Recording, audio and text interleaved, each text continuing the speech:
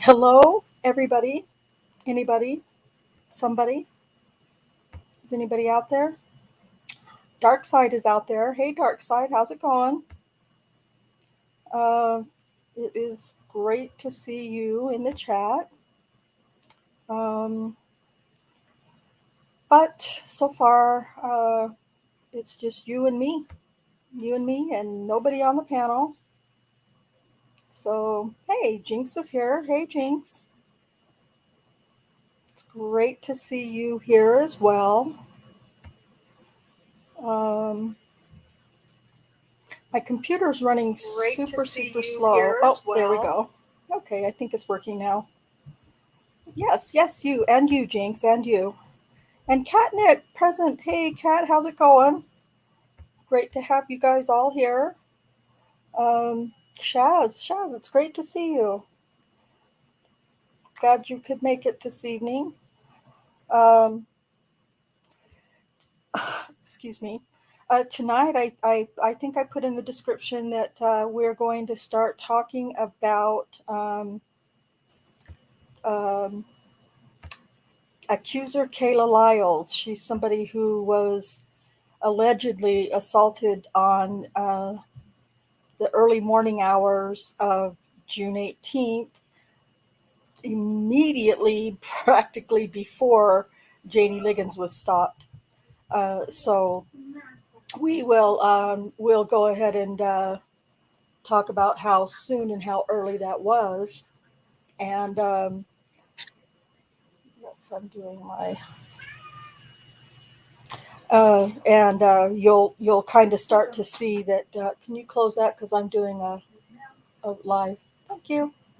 Um, Sorry. So you'll see just how. Well, I'll try to explain to you. I didn't actually get the times in in a presentation for you, but I guarantee it was only a few minutes before. Well, within 30 or 40 minutes of when Daniel allegedly stopped Janie Liggins and allegedly assaulted. He did stop her, but he allegedly assaulted her. So, yeah, it's great to have you here at the beginning too, Shaz. I'm glad that you could be here. Um, I'm still waiting for a couple of panel members, and if they're able to show up, that'll be great. And if not, it'll be me solo. And as always, a couple of them have popped in just after I've gotten started, so you don't have to just listen to just me. Although it usually ends up being just me that you listen to anyway. But I'm before I get started, I'll just share a little sad news because I'm just trying to basically kill just a few minutes of time here. Um, we have two black kitties in our family. Well, they're both, one's about a year and a half, almost 2 years old, and the other one is just a little over a year old. And they don't close it. And my granddaughter is logging into my YouTube account to listen to music in the shower. Sorry. Anyway, uh, the animal control came by yesterday morning after everybody had gone to work. My son in law was working from home, and animal control pulled up and um, said that a chip in a kitty had led him to our address, and turns out that the younger of our two cats had been run over by something, a car, truck, whatever. And so we had a rough night here yesterday at our house with my grandkids really devastated at experiencing the loss of a pet, and so we all cried and hugged and tried to talk about memories, but they're not quite ready for just the good memories yet as far as healing. So I'll give them, they'll need some time. And Katie did it, says that she'll be able to join us in about 20 minutes or so. I always rely on her, right on the forefront knowledge of information that she has seared in her brain from the years of researching Daniel's case that she's been doing. So uh, I really, really, really don't want to. Oh, there's Cherie is going to pop onto the panel. Hey, Cherie, how's it going?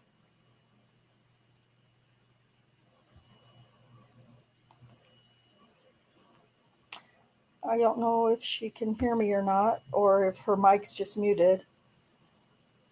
Oh, there she is. Hello, it's going very well. How's it going? Well, I guess I know how it was going for you. I don't know if she can hear me or not, or if her mic's just muted. Oh, I can hear her on YouTube, or me on YouTube.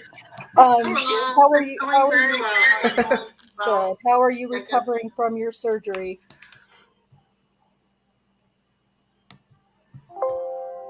Okay, hello, can you hear me now? Yes. Okay. Sorry, I had the volume on turned down, didn't know it. Oh, okay. Yeah, we can hear you. I'm just wondering how you're recovering from surgery. I feel fabulous. That's good. Yeah, I don't really have any pain anymore, so it's great. Oh, good. That's all. That's really good, and it's cured whatever was ailing you. We hope, right?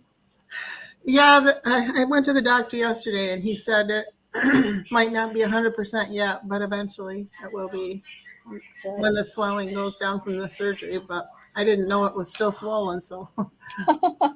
Yes. Well, yeah. A lot of times, and especially on the inside, we don't really recognize um, that we're still swollen a little bit unless it involves clothing. At least in my case, when I've had surgeries, unless the clothing are fitting normally, then I don't feel like I've all the swelling's gone down. So Yeah. but we have a good little crew in with us tonight. I've I think I said hi to everybody, but now that we've officially started, I'm just going to go ahead and say it again. Dark Side is here. She's going to stick with us as long as she can. These are hard times for her to try to come in and join our lives because it's so much later for her. It's almost bedtime for her by now. So we are happy to have her for as long as we can have her. And Jinx is peeking in, and so welcome, Jinx. Catnit is present. Welcome, Catnit. Shaz is here at the very beginning, finally, and well, I shouldn't say finally, but I know that's always a goal for her. So we're happy that you're here at the very beginning. And Kay is going to be jumping on soon, and so like I was saying earlier, we rely on her. I rely on her quite a bit to help keep my memory in check because sometimes I forget stuff or I get the thing wrong or something. And little Barb just popped in. Hey, little Barb, how are you doing? Thank you for being here tonight. Robsky says, late but listening. Sorry I can't say hi to everyone. I will be back in the chat soon. So that's great. We'll be looking forward to having your comments in the chat, Robsky, whenever you're ready. And Catnip is ordering food. She says, what does everyone want? Well, I can't. I'm kind of hungry, so anything that doesn't involve seafood, fresh or saltwater, or mayonnaise, or Miracle Whip, or hot dogs, I could probably handle eating right about now. So anything but those, and I'm good. I'm not picky. They're just things I don't care to eat. So, um, well, what do you think, Cherie? Shall we start with yesterday's news? I would say that's up to you. Whatever you feel like. Well, I think I don't think I can hardly start talking about Kala Lyles right now. I mean, there's so much to discuss with her. Um, but just to give me another couple of minutes before I share news, Jack is with us. Hey, Jack. Hello, hello. Welcome Hi, to Jack. our show. We Thank love you, to thank have you. your chipper, bearded face on our screen. It's amazing. We love it. It's fixed to be hockey season. Come on. I know, and you know what? In your honor, I'm going to try to watch some Grizzly. Utah has a pretty good professional hockey team, I think, the Grizzlies. Semi-pro. Oh, are they semi-pro? Well, heck, see, that shows you what I know. The semi-pros are a lot of fun. Yeah. They're great. They really are. They're badass. I mean, and a lot of these, they're trade out teams. They're like feeder farm like kind of teams. Detroit has one that they send back to the minors, and they trade back and forth. All of them have it. So Okay, gotcha. Well, in your honor, I'm going to try to watch some hockey this season. And I'm also going to try, because otherwise I get left behind. My sport is my professional sport that I love the very, very most, that I'm a little addicted to, depending on how my teams are doing, is NBA basketball. I love, love, love basketball. I don't get involved in any of their politics and all that crap or anything else. I just like to watch the games, and that's it. So I definitely like to watch a lot of basketball, and that begins in, I think, December is when it gets rolling.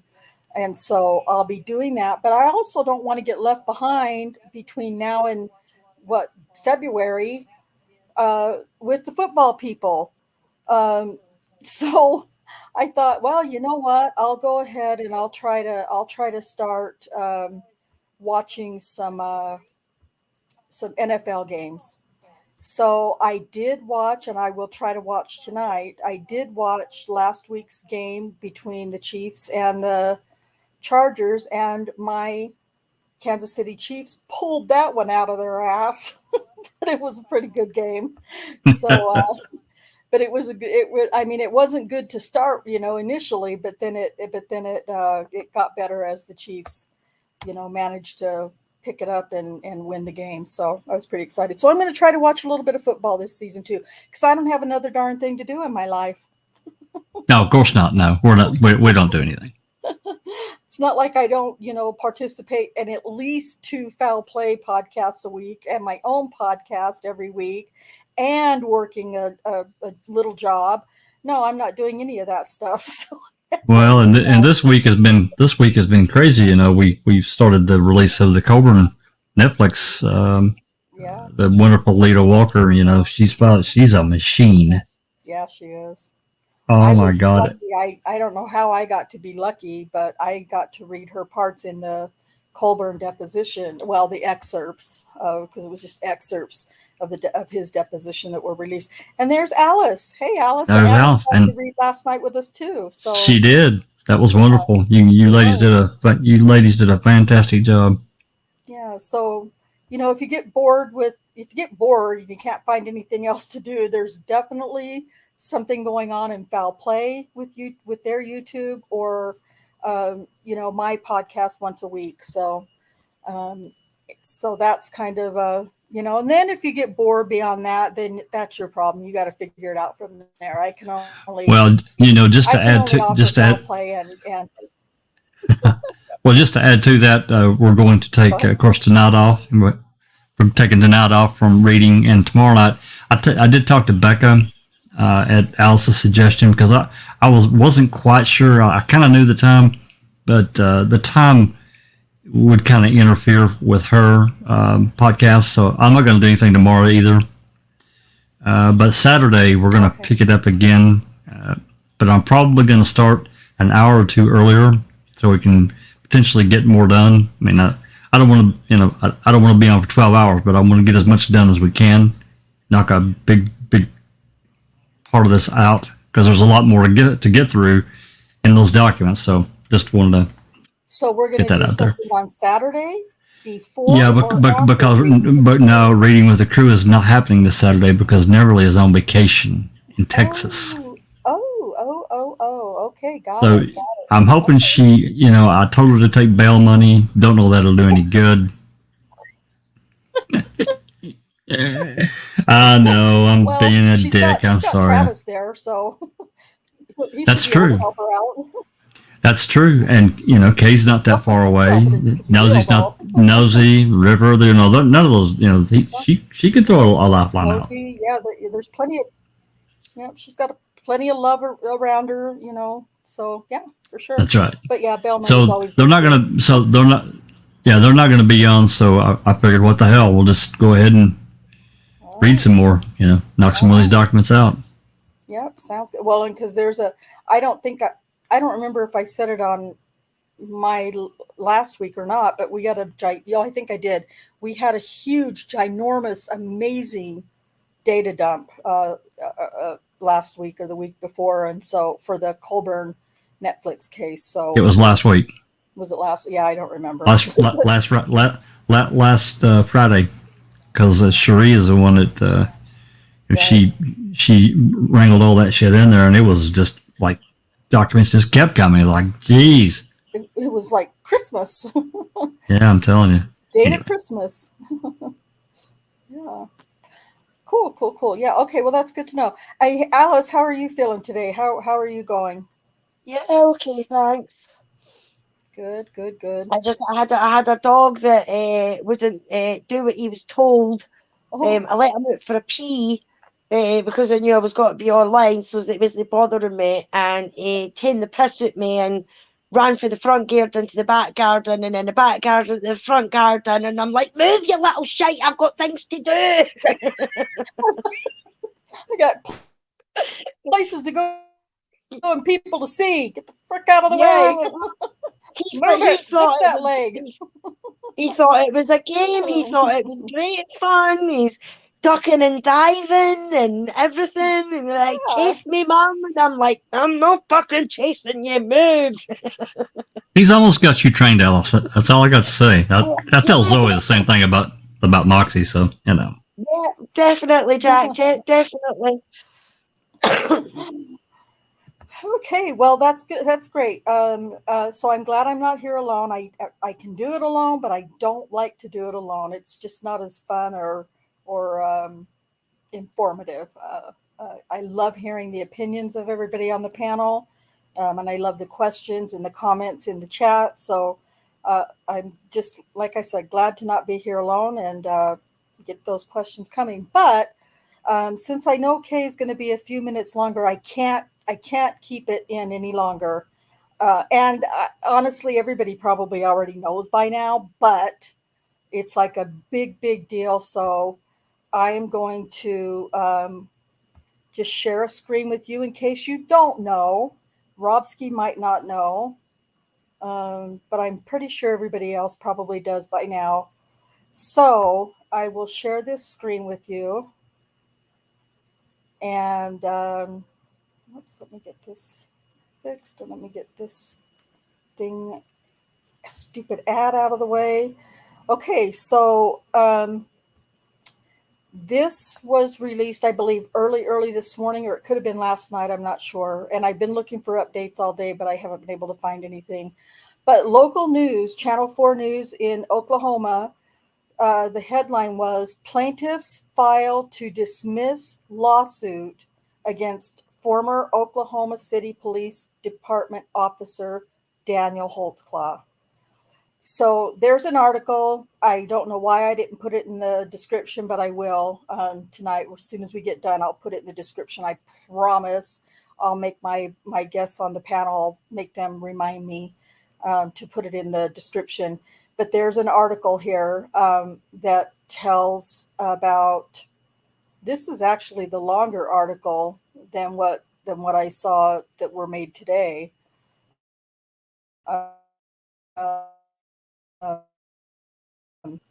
We were just speculating about this last week again, wondering what the heck these plaintiffs were thinking by going forward with this federal civil rights lawsuit, because Daniel is the only one in the lawsuit and he had no money.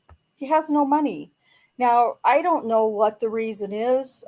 We still don't have that much information, but that's it. that's the facts.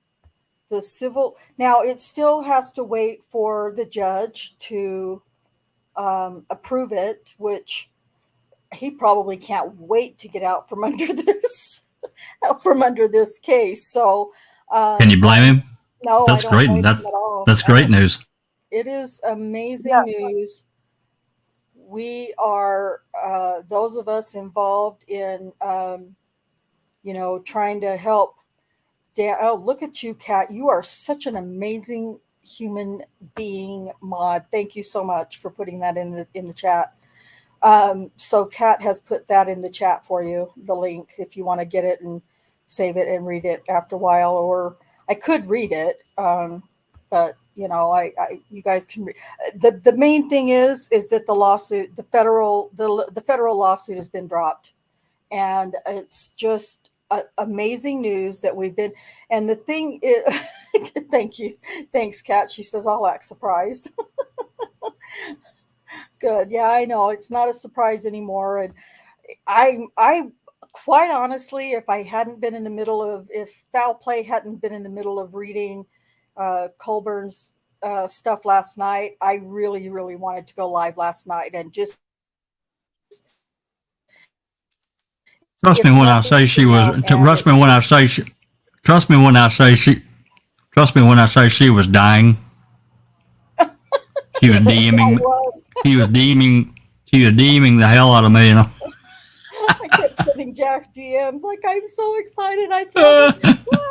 I want to shout it out. Oh, I was really, really excited.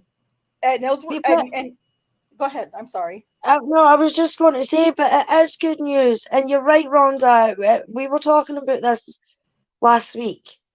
And I think it was me that asked the question. Why are they still going ahead with this case when the only person that is left in the case is the one that's in the fucking jail?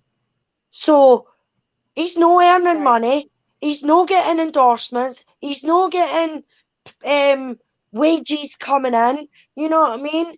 What are they going to do? Are they going to take it off his canteen money at $1.50 a month? You know what I mean? Right. Yeah. Yeah. It's just silly. And I hope, I like to think that somebody has actually turned around and said to the rest of them that's left and be like, are you serious? You are trying to get money off of a man who is in jail for 263 years because of your lies, and you're still going to try and sue him if you're not taking enough away from him? You know what I mean? So I would see the point where I'm going to head with it. Yes, if the police was still up for it, if the state was still up for it, and whoever else, but it's only Daniel that they're trying to get. Well, I'm sorry, you've took enough of that man's time. Right. So you should get SFA. Hey, I have not to interrupt from this conversation at all, but I'll forget it if I don't say it now. I will send a text message from a really good friend. Have you guys heard about Richard Glossop? Yes, of course. Yes, he's isn't my that- next isn't that- case in Oklahoma. Isn't that wonderful? Do you have the link to the article? What article? I didn't. Something new There's on Gossip today? Yes, it's What's well, happening? you know what? Well, you know what? Let me But no. Let me just send this link to you, Rhonda, through Discord, and you can display it if you want. Give me just a moment here. I got to log in on my iPad, but it'll just take a minute. Okay. Yeah, I've been only searching. Are you just so excited, Shaz? Yeah, we're pretty excited. And the thing is that we've been working just right up literally to the deadline last week. I think it was last week, getting in information that needed to be turned in, submitted to the court, so that we could beat a deadline for the trial coming up on October 11th. And I think I told you last week, that they had moved the trial up from the 22nd of October to the 11th of October. And we were just like, wow, what the heck is going on? And, so it's just a bit of a shock, but not, I don't know which way to say this. I'm shocked, but not surprised, or I'm surprised, but not shocked. One of the ways, I don't really know, but, Yeah. it's just, let me see. I'm going to grab this link here. Well, maybe I was talking about it last week and that as well. Kind of put the juju on it. I don't know what's wrong with you. Yeah. Yeah. But no, I Let's mean, see. it's I don't know senseless. what's wrong with my laptop. It's really, yeah. It is a It senseless was absolutely case. senseless. Yeah. Yeah, definitely. And do you And to know? keep, so the good thing about it is that, I don't know, maybe 6 or 8 months ago, we might have been like, no, we really wanted to go to trial because, this gives us a chance to uncover new evidence that we could use in, post conviction. But we did get a lot of evidence, and we did uncover a lot of inconsistencies and lies and stuff like that. So, I think this is now just a call for, like I said in my tweet earlier today, onward and upward to post conviction. So, now let's see what we got here going on with Richard Glossip. Is this just from today, Jack, or recently? That's the link that I will send. Oh, today. Okay. Okay. Uncovered evidence in Oklahoma death row case prompts calls for new hearing. It says attorneys for Glossip, death row inmate whose halted execution in 2015 led to the state moratorium. And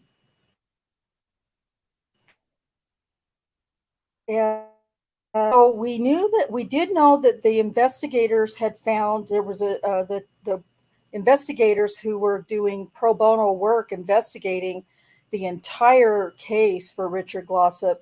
We knew that they had turned over the information that they found. And if you're familiar with this case, Justin Sneed, who's the man who actually killed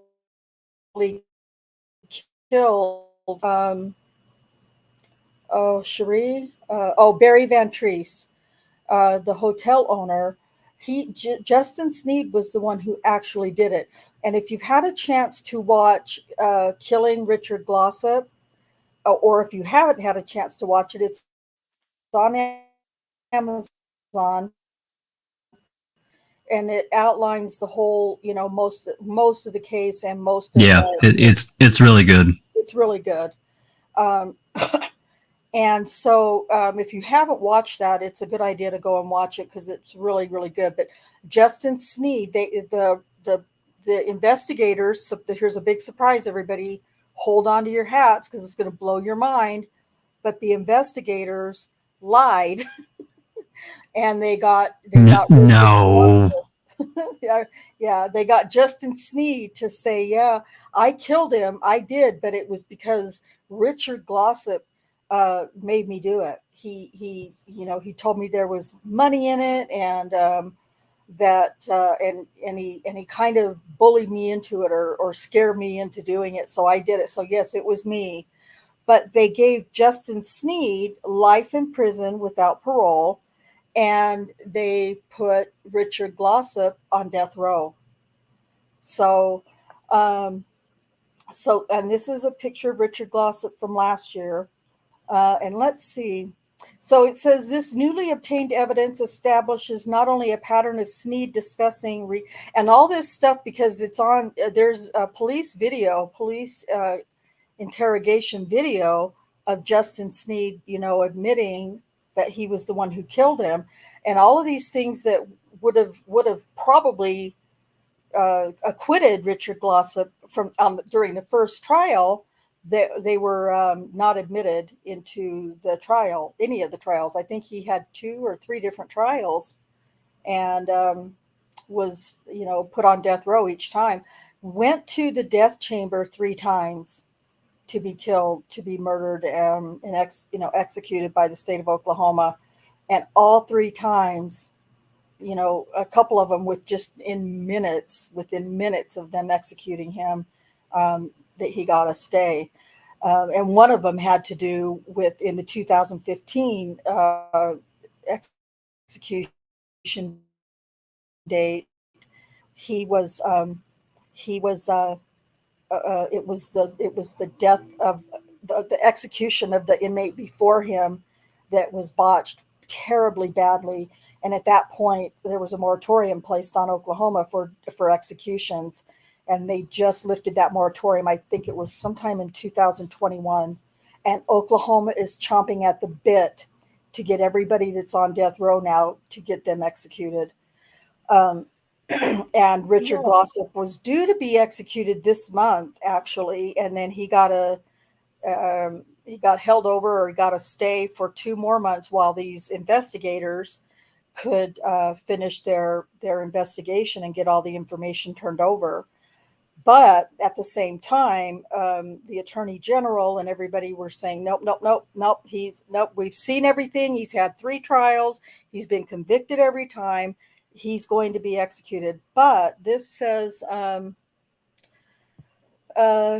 the newly obtained evidence establishes not only a pattern of Snead discussing recanting to individuals he trusts at various times, spanning a period of over a decade, but also conduct by the state before and during Glossop's retrial that reveal its concerns over Snead's reliability and credibility. So, yeah, and like I said, this investigation was done from an outside law firm from Pittsburgh, who did this pro bono, and even Republicans who are pro death penalty in Oklahoma, like strong. Oklahoma is very, very strongly. Is Kay popped in yet, or are we still waiting on Kay? No, she hasn't popped in yet. Anyway, it's just that's so apparently it looks like, as a result of the latest report, Glossop's lawyer said Thursday they filed a so-called Brady motion intended to compel prosecutors to turn over any evidence they may have that could help the defense.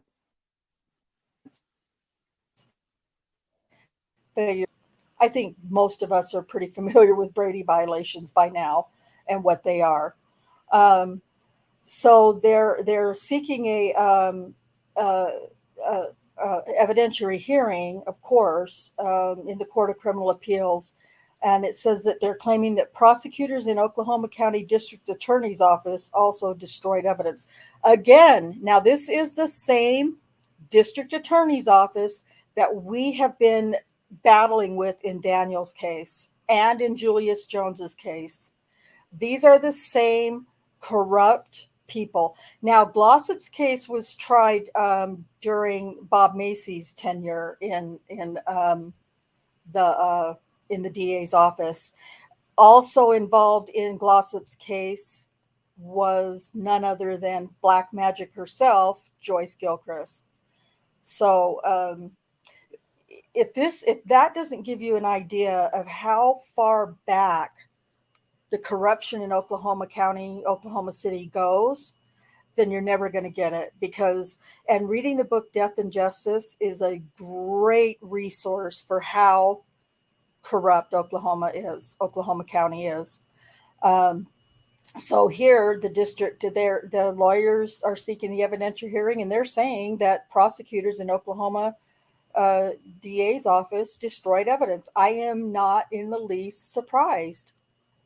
No, but that's like every wrongful conviction that so far that people have been exonerated. Like they're just was it Adnan Saeed? He's just been released after 23 or 27 years or something like that. They're And that referencing was, that in this article. yeah, and that was today with prosecutorial misconduct, withholding evidence, and probably destroying evidence as well. You're guaranteed. That's why we can't get half the stuff that we can't get for Stephen and Brendan's case, because it's been destroyed, hidden, or kept back. Now, you would think that your country, the pennies would be dropping, that these people and the people that are with the Innocence Projects and things like that, that are saying that they've got new evidence, that they would seriously take a look at it. And especially if the people like the police department, the lawyers, the judges have all, in some way or another, been confirmed as being dodgy, i.e., lawyers withholding evidence, police officers coercing confessions, judges who are presiding over sexual assault cases and things like that, who are then getting blamed for sexual assaults themselves. These cases should be re-looked at, because if it keeps going the way it's going, and these people keep getting exonerated, then every state that they're getting exonerated in are going to have to pay a pretty penny, because they have stole these men's life, and not even just the men, the women's. I mean, what is it, Melissa? Yeah, in Texas. Yeah, you've got Melissa, and you've got the other lassie. Oh, what's her name? The other lassie that's getting the blame for killing her kids. That's Melissa. Oh no, killing her kids. Is it Daria or Oh, yeah. I can't remember how her name. her name, but Big case. Yeah. So I know you're talking about her two little boys. Yeah. And Yes. then you've got is it Nicole as well? You know, these people are gonna get out. Hopefully, they're gonna get out. And these states and places, including Daniel. I mean, I hope when Daniel gets out, not if, when he gets out, he takes them for every penny that they have got. The police, the state, the courts, everything. Because maybe then, when these states and that realise that when these people get out, they are going to lose a shit ton of their money that has been budgeted to them for certain other things, like helping law enforcement, their healthcare, their education, whatever. Because all that money that goes to these other places are going to have to. It's going to have the money that these people are going to claim is going to have to come from somewhere. So that's going to come out of their education budget, their health budget, their police budget, their construction budget, or whatever. You know what I mean? So you would think that they would put their thinking caps on and let these people go to trial, find out the new evidence, get all the latest DNA, everything like that, to prove aye or no, you know, because the ones that are getting set free are going to take them for every, well, I hope they take them for every penny. And I know Daniel has said that he would like to go back to the police force. I mean, that just that just boggles my mind, and I just want to grab him and just shake him and be like, "Are you stupid? You stupid man!" You know, for what they've done to you. You know what I mean? For what they've done to you, you still want to be a police officer. You stupid man. But that's because he believes in good, honest police work. Yeah, exactly. But not everybody, and he's known that he's been through that himself. Yeah. You know, Yeah. not all police officers or police stations, departments, or whatever are in the same mentality that Daniel's got, and that's what that goes to show you the kind of character alone that Daniel is. You know what I mean? Not was, is. Yeah. Because even though he's been sentenced to 263 years in jail, he still looks forward to the day that he's released and hopefully and still be young enough to become a police officer again. You know? And I mean, I don't agree with your police officers going from one state to the next, especially if they've had misconduct or anything like that. But when it comes to Daniel, I really do hope that when he gets out, and if that's the route he wants to take, but I hope everybody, even Kate, I hope when she sees him, goes, "You silly man, no!"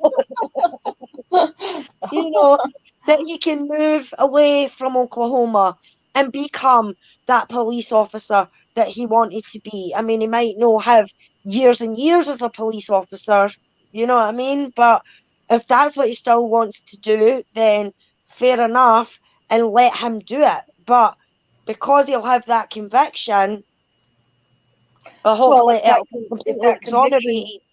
yeah, he need, if that conviction, when that conviction turns to an exoneration, that's different. That's a Yeah, complete, you know, yeah, overturn, and you're in it. That's a you're innocent, and we wrongfully convicted you.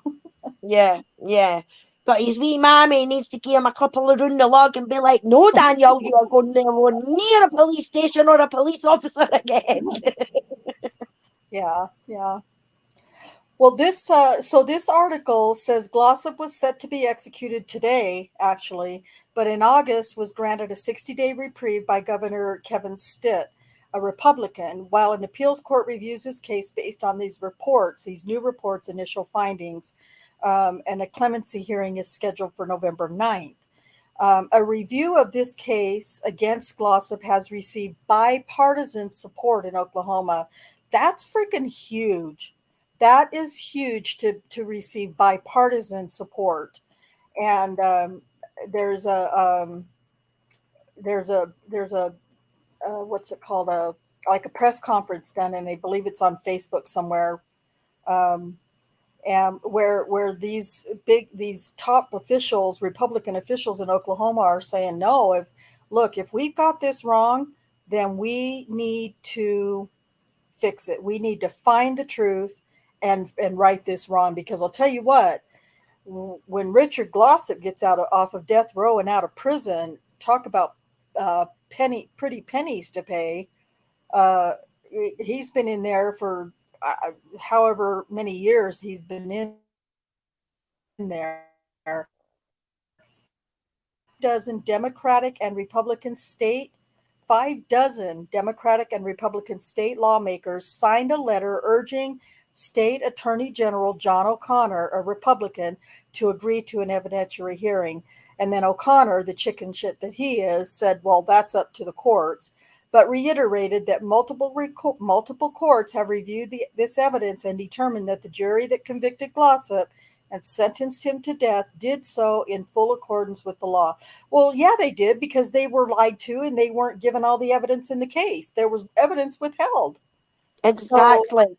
Don O'Connor, and he's on his way out. He lost his election this summer, and he will not be the attorney general for in January. They'll get a new attorney general, thank God. So Yeah, but that's what annoys me about these cases and all, though, Rhonda, is you've got people like Prater and this guy in the state for Wisconsin and everything like that. Oh, but they were convicted by a jury of their peers and everything like that. The jury was given the information and that's why they got convicted. No, the jury got some information. The only information that the prosecutor handed over, and that's it. And they withheld information. So they didn't hand it all over. And if a jury is supposed to do their job properly, they need all the information. I mean, yeah, can you imagine how some of these jurors, these people that are getting exonerated now, especially proven with new evidence, like DNA or something like that, or prosecutorial misconduct or something like that. Can you imagine how some of these jurors feel Yeah. that they've took and stole that time for these men and women Yeah. because they didn't have Because they didn't the have all the details? information they needed. Yeah. Yeah, exactly. Yep. This is where the prosecutorial misconduct needs to be accountable, because this is why there is so many of these people now being exonerated, because you never hear, oh, the defense held back evidence. You know what I mean? It's always the prosecution held Prosecutors back evidence, misplaced evidence, lost evidence, destroyed evidence. destroyed evidence, and the list goes on and on and on. You know, so maybe the people of America in every state need to start shouting for the high heavens about prosecutorial misconduct. Because if they don't, this is going to keep happening and happening and happening, and they're not going to care until it happens to their son or their daughter. Because when it happens to their son or their daughter, then that's when they only be like, oh, this, and this.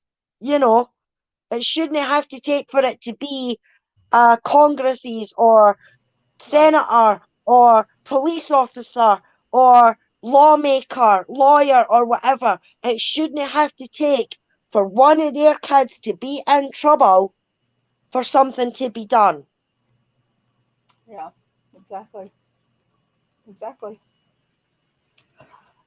This this article goes on to say Reed Smith investigators have released other information discovered in the case in recent months, including a letter written by Snead in 2007 to his lawyer, in which he says he has some things I need to clean up and it was a mistake reliving this.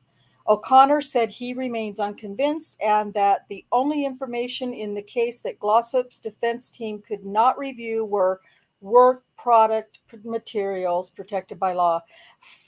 O'Connor wasn't even a part of the damn case. He wasn't even part of anything at that point, so whatever.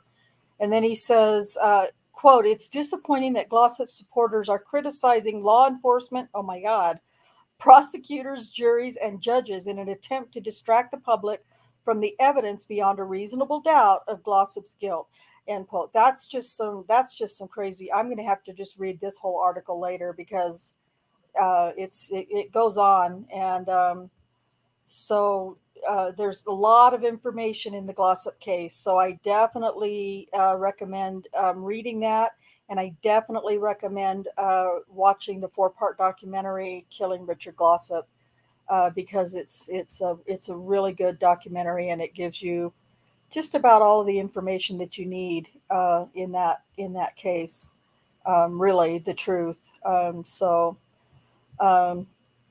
it looks like we've had some people pop in while we've been going over that article. Susan has dropped in. Hey, Susan, you're welcome to join on the panel. I know you still don't have your sea legs yet, but if you'd like to drop in, you've got the link. So, but at any Well, rate, if she's doing what she's supposed to be doing, if you're at a keyboard and your computer, you don't need to stand up because you're not supposed to have pants on anyway, right? exactly, That's the rule. exactly. You don't need any legs. Come on, Susan. um, yeah, we have inexplicable Susan is here with us. Um, and Katie did it is not looking like she's going to make it home in time to join us. That's okay. I think I'll survive. I'll survive. I'll just read everything instead of just making it off the top, remembering it off the top of my head. And our William is here in the chat. Hey, our William, thanks for joining us. I appreciate you being here. And let's see. I thought I saw somebody else. Maybe not, but that's okay. That's all right. We're good. Okay, so Yeah, so that's great. That's exciting news, Jack. I didn't look for anything else but Daniel Holtzclaw news today, and I knew that we were waiting on a. Uh, I knew that Richard Glossop's execution had been um, postponed or whatever you want to call it again. So that poor man, I just can't even imagine. I can't even. You want a link, Catnip? You betcha. I'll get you a link, girl. You got a permalink. Um, so anyway, yeah, it's. Did you, Catnip? Are you serious? Do you want a link to get on the panel? Because I'll get it for you. Um, so anyway, yeah, that's great news as well. It looks like there's definitely some movement on Richard Glossop's case, and I'm telling you what, that's going to be that's. I did not realize that today was. I thought the execution was supposed to have been last week, but evidently it was supposed to be today. And he's been to that death chamber. If he doesn't get off of death row, um, it will be the fourth time that he goes to the death chamber, and that's just outrageous. That is, talk about cruel and unusual punishment. This man is one that is definitely uh, been treated very inhumanely, in my opinion. Can Richard you Glossop. imagine? Can you imagine going somewhere that they're putting a timer on your life? Yeah, yeah, constantly. It's being put on his life, then it's being taken away, then it's being put back on again, and I just can't imagine the uh, the emotional the emotional toll that it must be taking on him every time. So, um, well, we are going to talk about Kala Lyles. Um, and I was thinking yesterday after we got this news, I got thinking, wow, once we get through post conviction and Daniel is released, I believe wholeheartedly that he's going to be released someday, and I feel like now we're just one step closer to that. Um, I What am I going to do? What am I going to talk about? Will I finish going through all these accusers? Does anybody want to go through the rest of the accusers? Or any more, about the corruption and I just thought, you know what? There's so much corruption in Oklahoma. Once Daniel is exonerated and comes home, there's another case I can look at that we can cover, on this channel, because I'm not trying to, stop talking about wrongful convictions. And I know that we do. I know that we do that in foul play too, and we have a lot of cases there that we talk about for various different wrongful convictions. So yeah, there's still opportunities to continue talking about them, but it's my like it's my goal. The goal for the rest of my life is to continue covering wrongful convictions for as long as I can, as long as I have the faculties to do it. Yeah, Um, well, there's plenty of them out there, Rhonda, especially in yeah, your country. You know what I yeah, mean? There is plenty of them to cover, to dig into. But not only just on the wrongful conviction side. I mean, just take the issues that Ripper's been yeah, discussing as well. You sure, know, with the Highland Community College thing, right, and everything like that. So there is always a wrong um that can be spoke about, you know. I mean, I know I need to start doing a bit more videos and things like that and get back into Luke's case. But my channel, I made the channel to do Daniel and Stephen and Brendan. But there's guaranteed there's probably going to be other ones that are going to be coming about, or that we'll hear of in, say, the next 5 years or whatever, that might captivate us, like how Making a Murderer and how Daniel's case is done, so there'll probably always be something to occur. There's There'll be always plenty going of to be things something. to talk about. Yeah, definitely. Shaz says, I think referring back to Richard Glossop, I just can't imagine facing death row that many times. I can't fathom how that has affected him emotionally. I pray he gets out. Same as Daniel. Yes, we do too. We do Yeah. too. Al Yeah, well, I Williams mean, says just it. take Damien Eccles. I mean, he's Yeah, one example of being on death row and what that did to his mentality. yeah, It got to the point that he had to immerse himself into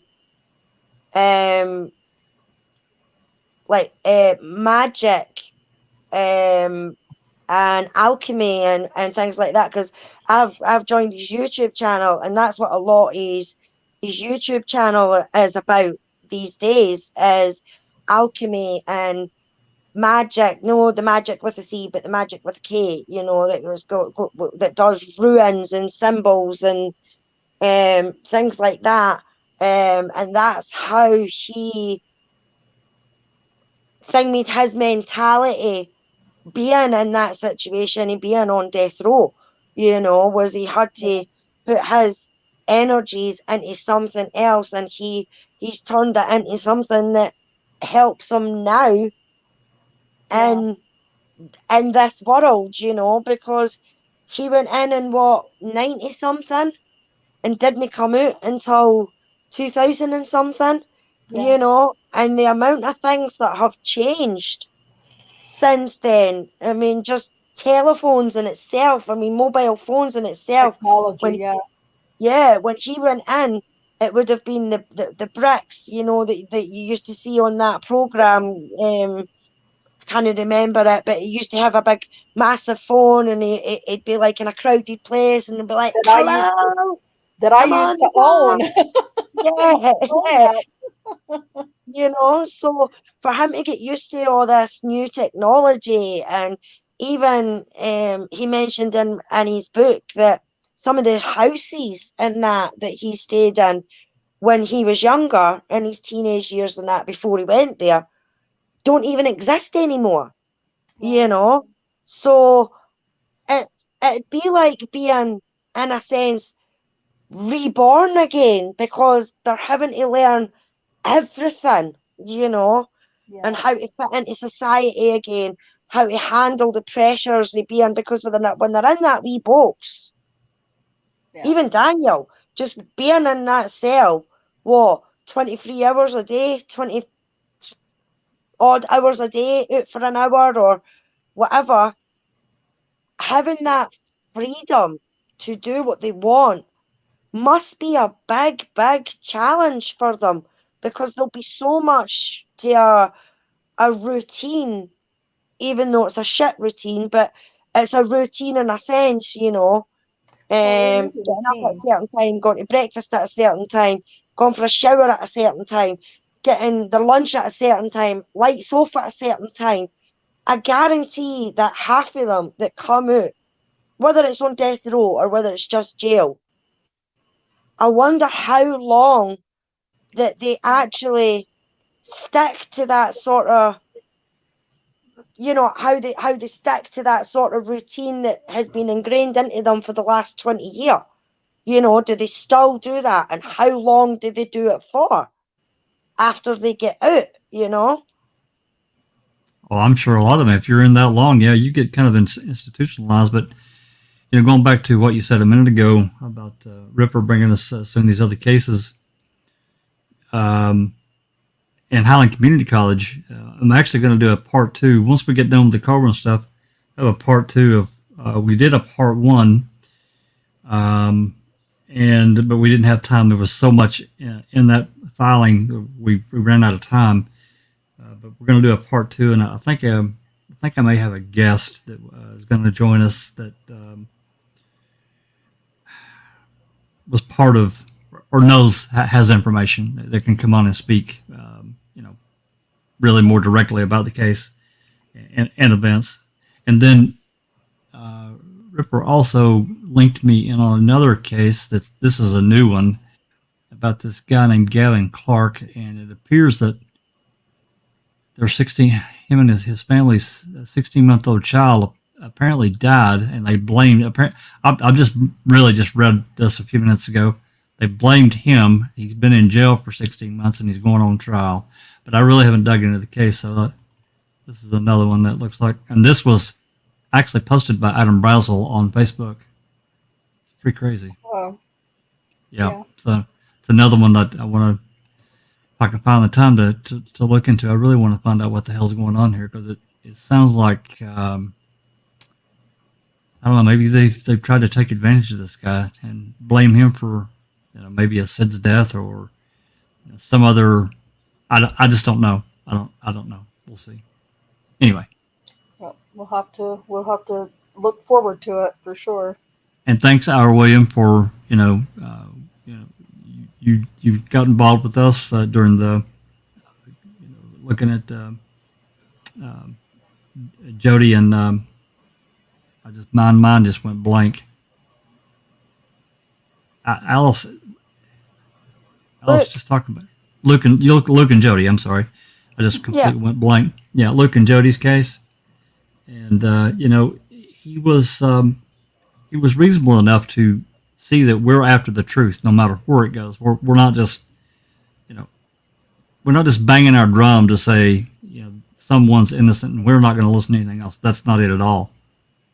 But that would just be hypocritical, right? It would just be a big old echo chamber. And I'm not interested in just being involved in an echo chamber. I want the truth. I want all the truth in these cases we look at. That includes Stephen and Brendan and any of these others.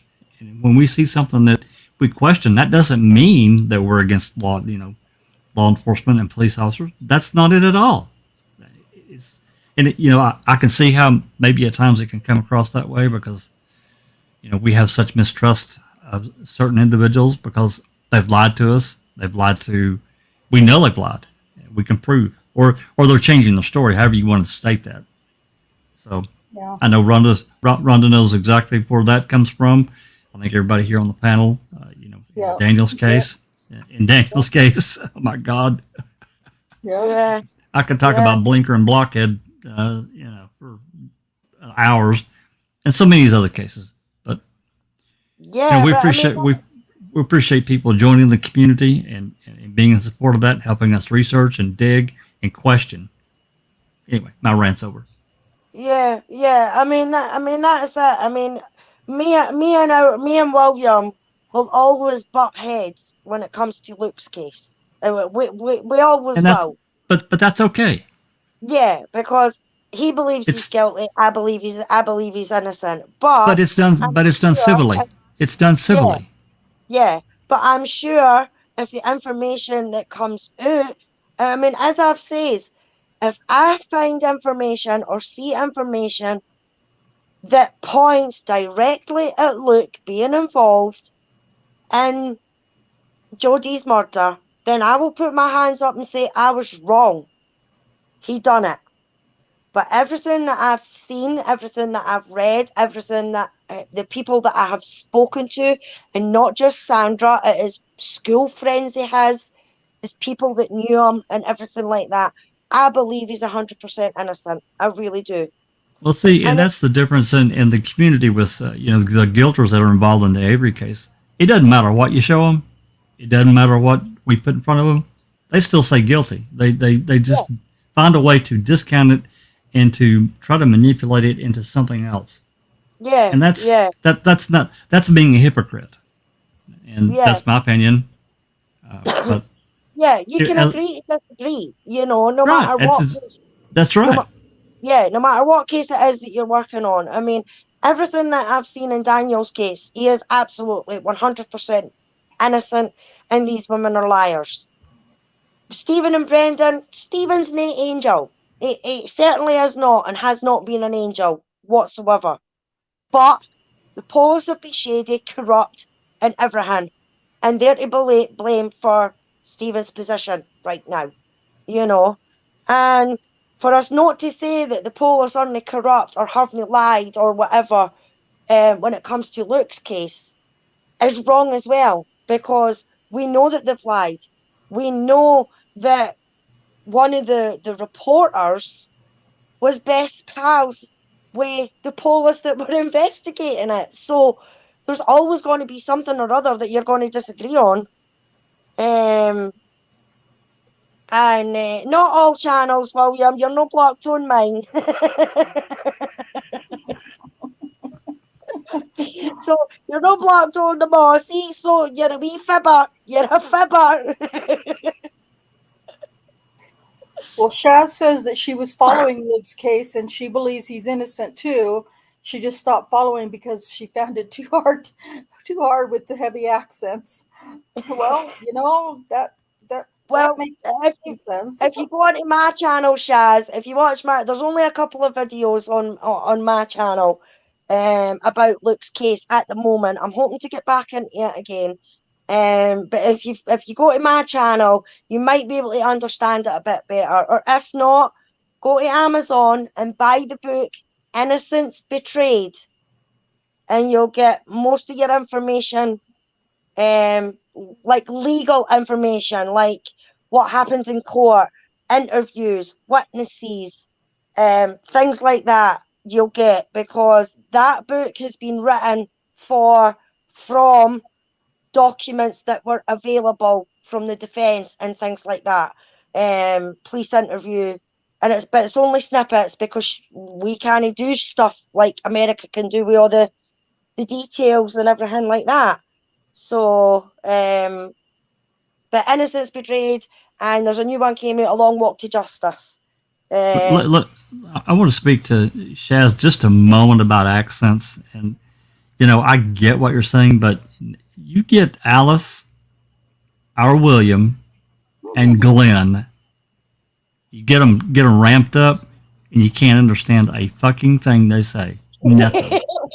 But they're carrying on a full dialogue, and they don't miss a beat. Like, what? What did they just? What? I'm kidding, but I'm not kidding. It's true though, Jack, because somebody sent me a message. I can't even remember who it was. I think it might have actually have been Cherie. has sent me a message giving me an idea for the channel to go over A Long Walk to Justice, that has just newly been written by Scott Forbes, who was a lawyer on Luke's case. And she says that she's tried to watch him on Sandra's channel and she just cannot understand a word because the accent is so strong. And she's like, so you need to do one so that you can translate what's happening. Glenn is a hoot. You get him wound up. He is so funny, but it's like, dude, what did you just say? I might catch a word, just like, what? You guys are awesome. Absolutely awesome. And the real part about it is the passion. It comes from the heart, right? Yeah. That's the real bottom line.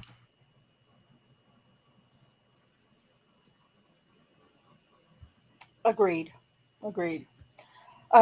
Well, if everybody's okay with it, I'm going to get back to talking about Kala Lyles. Wait, you don't want us to take over your podcast? And I'm kidding. No, please go ahead. I'm sorry. So yeah, I just wanted to. Because Kala Lyles has a pretty. Shardarian Hill's going to come up next, and at least according to Bates's podcast, she's next in line to discuss. And so her story is also really, really out there. But also keep in mind that, oh God, I can't believe I just said that, that both Kala Lyles and Shardarian Hill, Daniel was found not guilty on their charges. So just keep that in mind. But this is just a little bit of the police report for Kala Lyles, and just for the record, Rocky Gregory and Kim Davis each had their own packet or list of accusers they were supposed to go out and find, and Kala Lyles was on Kim's list, and so the only thing that I can say decent about Kim is that she writes a better report than Rocky does, but that's about it. Truthful, on the other hand, she still leaves much to be desired.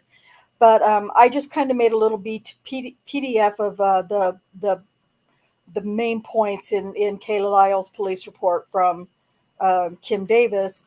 And she says, Lieutenant Tim Musney gave me a list of several females that he wanted contacted because they could be possible victims of Officer Holtzclaw. When he gave me this list, we still had not found a match to the unidentified female DNA found on Officer Holtzclaw's pants.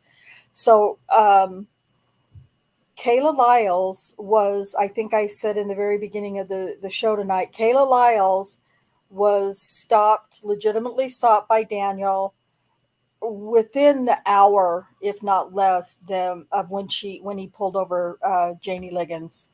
So just to kind of give you a frame of reference on this. She says Kala Lyles was on the list on July 23rd, 2014. Kim Davis and her partner Valerie Holman went to the last listed address in Varuna for Kala. Varuna is a big deal. In the trial, Varuna became a very big deal. At any rate, so they looked in Varuna to find Kala Lyles, and the mother and father answered the door, and they confirmed that Kala was their daughter, said that they had not seen her in weeks, and this was on July 23rd, 2014. And so she says that Kim gave them her card and said when they saw Kala to have her contact her. So on September 16th, what is that? 2 months, July, August. Yeah, 2 months or so, close to 2 months. September 16th, 2014, Kim Davis received a phone call from a probation and parole officer, Jack Bowling, and he advised that he had one of his offenders in his office at that moment, and she told him that she had been raped by an Oklahoma City police officer. Oh, bingo for Kim Davis. Now, also, I don't expect you guys to all remember this, but Daniel was arrested on August 21st, and his face was all over the news. Now, his name and face were all over the news on August 21st. This took place on September 16th, so not quite. So just a few weeks later that this is happening. And she says that she asked who the offender was, and he told her Kala Lyles. And Kim Davis said, "Keep her there, and I'll be there. I'll be there, lickety split." Because she can't wait to find victims, right? So they responded to the place where the probation officer was, and she says the interview was audio recorded, therefore this report will be a summary and not a word for word. I have not listened yet or even know if I know of this recorded interview. If it does exist, it's going to be in the Bates podcast, in Kala Lyles' episode. Sorry, I'm struggling with words here. Kala's 29-year-old black female. She lives with her parents. She said she is on probation for possession of CDS with intent and possession of marijuana, and Jack Bowling is her probation officer. Kala said that her last appointment with Jack was August 19th, 2014, and she thinks she missed her July 2014 appointment. Now remember, she was allegedly assaulted on June 18th. I think I can't remember the exact date or the exact time, but it was after 1 a.m. It was pretty close to 1:30 a.m. if I'm not mistaken. I posted it. It was Oh, did you post it? well, I posted it in the chat here. It's Okay, 1:20 good. to 1:35, 15 minutes. So had to be fast. Yeah, I'm being had to sarcastic. be real fast. And that matters because of how long she's going to claim that you're going to see that uh, that she claims her alleged assault took place. So she said that her last appointment was on August 19th of 2014, just 2 days before Daniel was all over the news. But she thinks she missed her July appointment. So in July, she never says anything to her probation officer about being sexually assaulted the month before by a cop, right? She doesn't say anything to him. I'm saying right, but she doesn't. I mean, you can read the whole police report and that can be proven. But anyway, and then she thinks she missed her, or she claims that she had her appointment on August 19th. But still, that's 2 days before Daniel's face and name are all over the TV. Um, and then she said, Kim Davis says, um, she asked Kayla what she reported to her PO that caused her to have to come and interview her. And she said, an officer raped me. She was aware I left my car with her mother. She said she told her mother about the assault after her mother told her I was looking for her. I asked her why didn't she call me. She said she lost my card. How convenient. Kayla, just like every other accuser in Daniel's case, Kayla could not give the date when the assault occurred. She said that it happened at nighttime, which is pretty logical because Daniel's shift started at 4 p.m. And depending on the time of year, it could be dark later or earlier, So anyway, but remember, this is June 18th that this assault took place, allegedly. She was walking eastbound on Northeast 16th Street, and she says that that's when she got pulled over stopped by this cop. And she told the police officer, she says that he offered her a ride home, and that's a possibility because of where she was. It was a high drug area, a high drug trafficking area, and uh, Daniel did offer, as did other police officers, not just Daniel, but many police officers. Kim Davis, I think, even admits that she had taken people home, if they needed a ride. At any rate, she says that he offered to take her home, and she said no, that she just wanted to finish walking. She was walking because her and her boyfriend had had an argument, and she was just out trying to cool off. And she says that the officer kept persisting. He gave her a ride home, and he told her that he was going to take her home so he would know where she was going. Again, that's kind of what he did with, oh gosh, names are really skipping my brain tonight, or lately. Oh, help me, Cherie. Not Regina Copeland, but Rosetta Great. He also took her home because trying to get him off the streets. He was like, they're probably just going to go right back out on the streets, but he was trying to be a good officer and be helpful and at least get him off the streets for whatever amount of time he could keep him off. And so it's possible that Daniel did tell her that he would give her a ride home. She said, well, you can take me halfway home. She didn't want to be seen getting out of a police car in her neighborhood, which is also very common. That's a true thing and very common. They don't want to be seen getting out of a cop car because they don't want to be accused or labeled as being a snitch. So she said the officer drove down Northeast 16th. He turned off of Northeast 16th and went to a vacant school building. Now, if you guys can remember, those of you who've been following the case, there's another accuser who talks about a vacant school building, and that is Sherry Ellis. That's where she claims that she was taken behind a vacant school building, and that's where she was sexually assaulted. And so this, it's really interesting because Kala Lyles has a very similar story once she learns, I'm sure, from Detective Davis, after looking at the AVL in Kayla's police report, um, definitely most likely saw that he had been in the same area because it's his patrol area as we're sharing. Now, what better thing can that's just like another feather in their cap. Or like, oh, okay, well, here's a pattern. He took Sherry Ellis to this abandoned schoolyard and sexually assaulted her there, and that's the same area, sort of, where Kala Lyles was stopped and talked to, and so we'll just make it that this is a pattern of his where he's taking women behind this, uh, as Brian Bates called it, a rapey. What does he call it, Cherie? Rapey.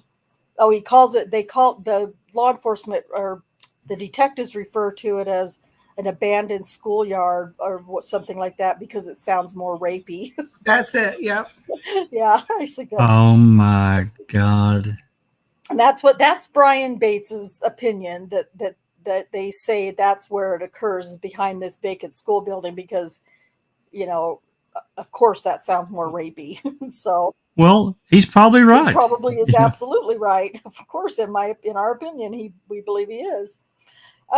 So she says that he drove in the grassy area and parked between the buildings. He got out of the car and opened her door. He told her to get out. And she says that Kayla said she turned her body and was sitting in the car, but her feet were on the ground outside the car. She said the officer started, and I'll just tell you before I go any further, this is definitely not safe for work. This has a lot of explicit language in it that I'm going to read because I'm not monetized and I can. um, but Kala Lyles was very graphic about her alleged assault. So I'm going to read the words that she's going to say. And of course, we know Kim Davis loved writing them or typing them or putting them in because that's her thing. She loves these words. But she says that Kayla said she turned her body and was sitting in the car, but her feet were on the ground outside the car. She said the officer started grabbing his penis and said, quote, "I bet that pussy is wet," end quote. She didn't respond to this comment. She said the officer pulled his pants halfway down and exposed his erect penis. Kayla said she was scared and didn't know what to do. She said the officer put his penis in her mouth and moved it in and out. Now remember that.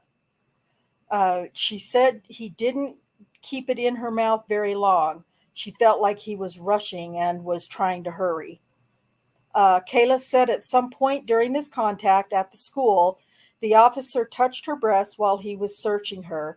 He also made her, and also pay attention to any of this stuff that I've got highlighted in yellow, pay attention to it. He also made her pull her shirt out so he could see her breasts. Kayla said the officer told her to pull her pants down and let him see if, quote, "if you ain't got nothing stuffed in there," end quote. She said she stood up and pulled her pants halfway down. The officer told her to bend over. She said she turned around and was laying halfway in the back seat of the scout car with her legs on the ground. The officer put his penis in her vagina for approximately 5 to 10 minutes. She said he did not wear a condom. She didn't think he ejaculated because nothing drained out of her. Um, and she doesn't know why he stopped assaulting her. She thought maybe he got a call or he saw people driving or on a nearby street. Those are a couple of, pretty specific different things, in my opinion. She said that officer told her, quote, "I want to see you tomorrow night around the same time," end quote. She walked away, went to her boyfriend's house, told him what happened, and he wanted her to call the police. She said she didn't want to because she was too afraid. She said the next night she didn't want to go out because she was afraid the officer was going to try to see her, and said that Kayla said that she had seen this officer before this assault. She said he pulled her over about a year ago And then she gives some scenario. And she says she didn't have a driver's license and the officer wrote her some tickets but let her go. I meant to highlight that and I didn't. She said Before she you is continue, Rhonda, Rob's our Williams sorry. asking, Okay, did sorry. they do tests on her? Yeah, I'll get to that. On her? Yeah. Yeah. Yes. Yep. They did buckle swabs. Yep. Yeah, so they did do buckle swabs, and that's that. I think that's at the very end of what I have picked out for you here. She said that. So anyway, she claims, and I meant to highlight this. She claims that he wrote her some tickets, but let her go, and that's important. Um, She said that she hadn't seen the officer since the assault, and she said that she's been watching the news and saw his picture. She said that was the officer who assaulted her. How convenient again. She decided to come forward so they wouldn't let him go. She said the officer who assaulted her had some type of tattoo on his arm.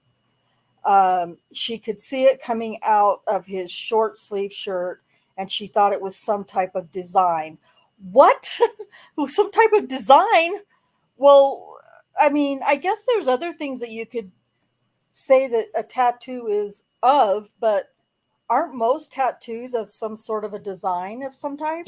I mean, You just took the words right out of my mouth, Rhonda. I'm just saying, it just, yeah, it's some type of design. That's pretty vague. And Oh, does Daniel have tattoos?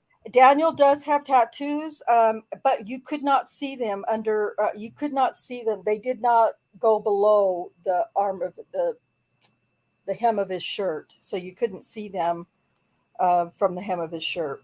And the taking out the pulling his pants halfway down and taking out his penis and everything like that. It would take Daniel more than 5 minutes just to whip it out Yeah, with how he was dressed. right. But she You said he know, took his pants halfway down, and but he, we're gonna but he we're was gonna find an inconsistency in the trial transcript about that. So now she said that she also said when the officer's penis was in her vagina, something was hitting her left butt cheek. She thought it was his radio or gun. Daniel's gun, no cop's gun, was hitting her in her left butt cheek because that's on the right side, on his right hip. So that's kind of a big thing. Uh, that's a big deal. That's a big deal that it was hitting her. And Rosetta Great said something similar. But now, if he's pulled his pants down while he's sexually assaulting her, that gun is not hitting her. Nothing is hitting her in the butt on the left or right side butt cheek. So, and she said that when she figured that he wasn't going to stop, she told him something was poking her. He responded, but she couldn't remember conveniently what he said. She said the only thing he said when he had his penis in her vagina was, oh yeah, and he was moaning. And then, yes, William, they took 4 buccal swabs and booked the buccal swabs into um, the OCPD serology lab. So that is the police report. Now let me just come back and see if there's any comments or questions or anything else that I need to address. Um, okay, and Cherie, you can put those in the chat. Cherie said that she looked it up. She was allegedly stopped at 1:20 a.m. and he was back on the road by 1:35 a.m. Only 15 minutes. And I believe that's what his. I'm pretty sure that's what the AVL shows. A standard 15-minute. A standard 15-minute, stop that he would do. Um, and let's see. Let me just. Yeah, swabbing. Yeah, they did buccal swabs of her that night. They took buccal swabs of all of the accusers. Um, Let's see. Crockett, welcome and thank you for coming. I appreciate you being here. Big deal is putting your penis in a mouth. Might as well stick it in a bear trap. Yeah, yeah. Yes, it is. Pretty much. Yes, I agree, Crockett. Crockett says, "Gotta go. This is as mad as ma'am." Yes, I agree. And thank you for being here for as long as you were able to drop in. I appreciate it very much. We appreciate your support. Yeah, So I yeah, mean, the fact that they even took swabs and nothing came back to Daniel, because if that had came back to Daniel, that would have been, like in Mam, it would have been everywhere. You right. know, it would have been in every news report, every press conference, in a police report. You Yeah. know, that this actually, that it came back as a forensic result, and it was Daniel's DNA. And there was nothing. There was absolutely nothing. Now the thing about that, Alice, is it's trying to remember. There's so much to try to remember, but here's what's really significant about. So Janie Liggins gets pulled over late 20 minutes later, 30 minutes later, right? She gets pulled over 30 minutes later and claims that he forced her to give him oral sex.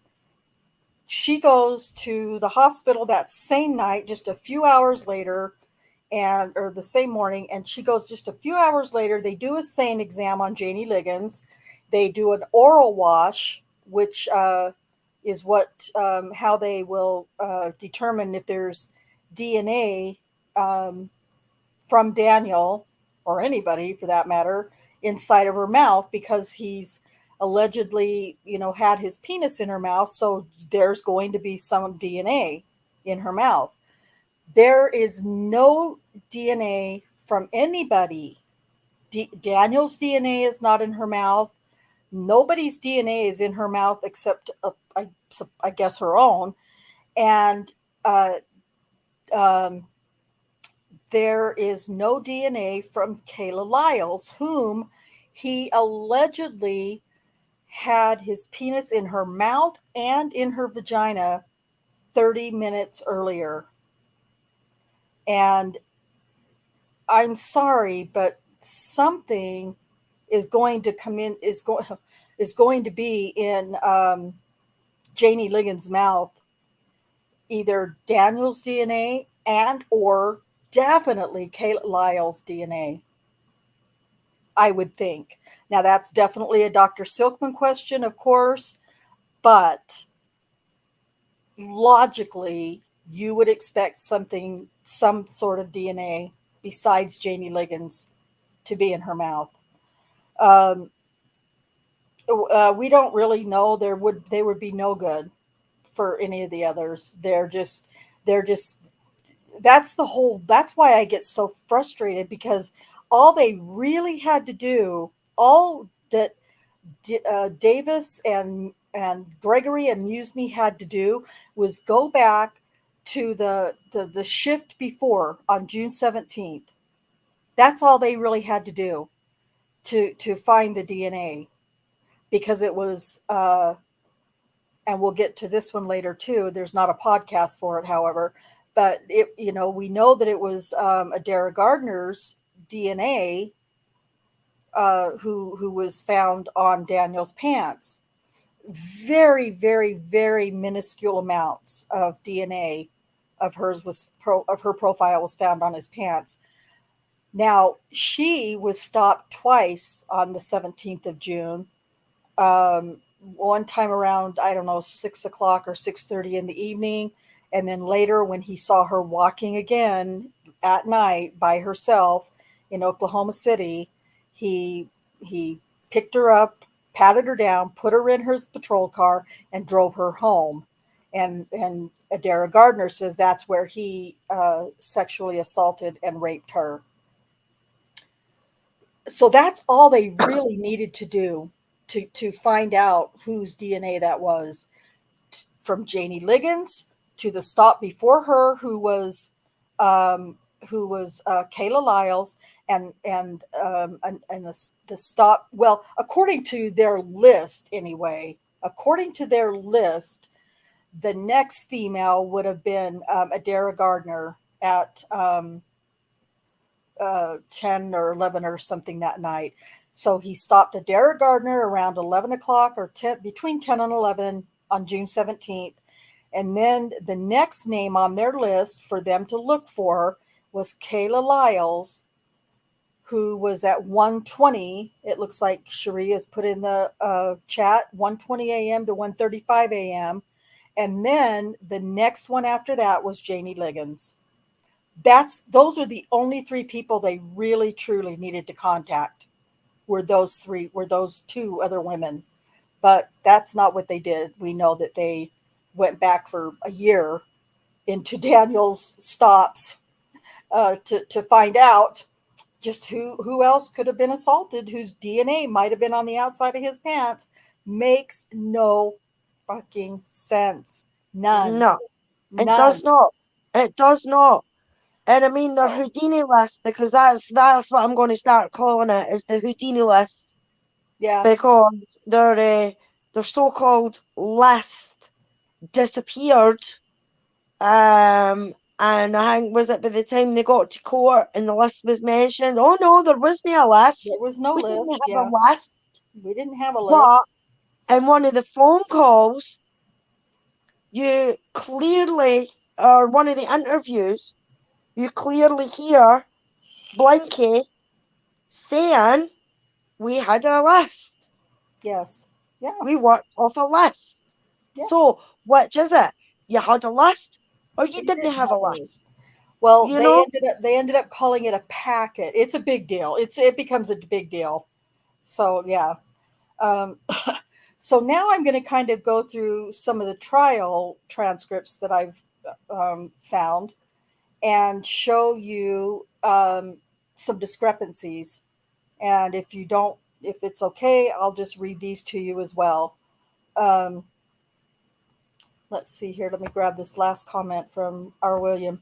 There would be many DNA types, but it's proving it was donated at the time of the crime. Yes. Yeah, exactly. So, and even, well, we'll talk. This is where it really starts to get twisty, believe it or not, because this involves, now we're down to the second to the last female who Daniel had an interaction with before he was interrogated that next afternoon. So now I'm going to point out some of the inconsistencies here of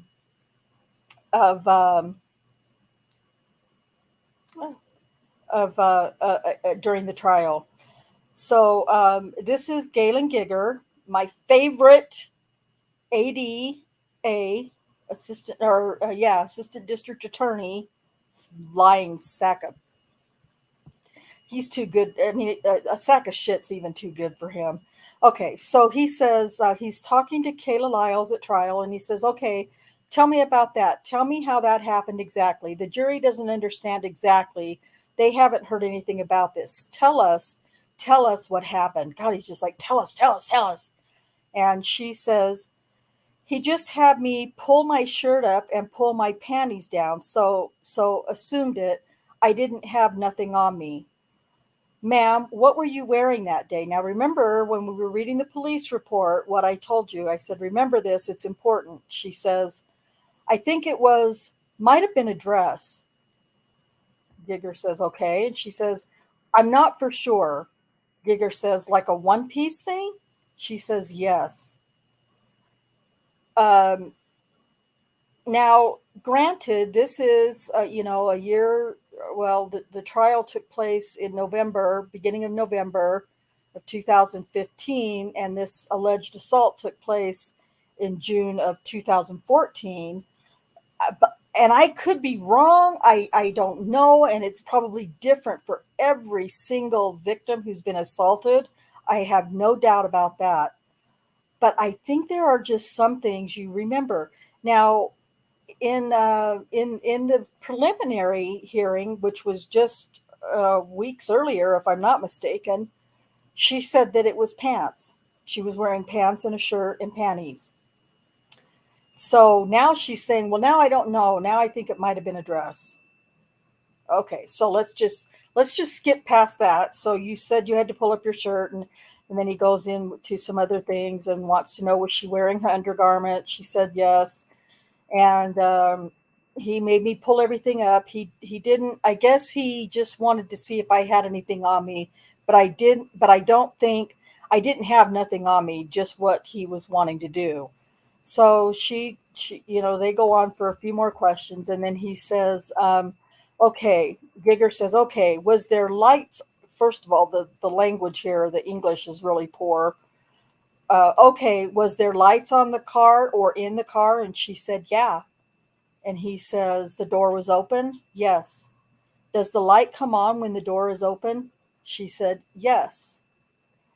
So what we have learned is that, and I think that it was, I don't remember, it's been just a couple of podcasts back.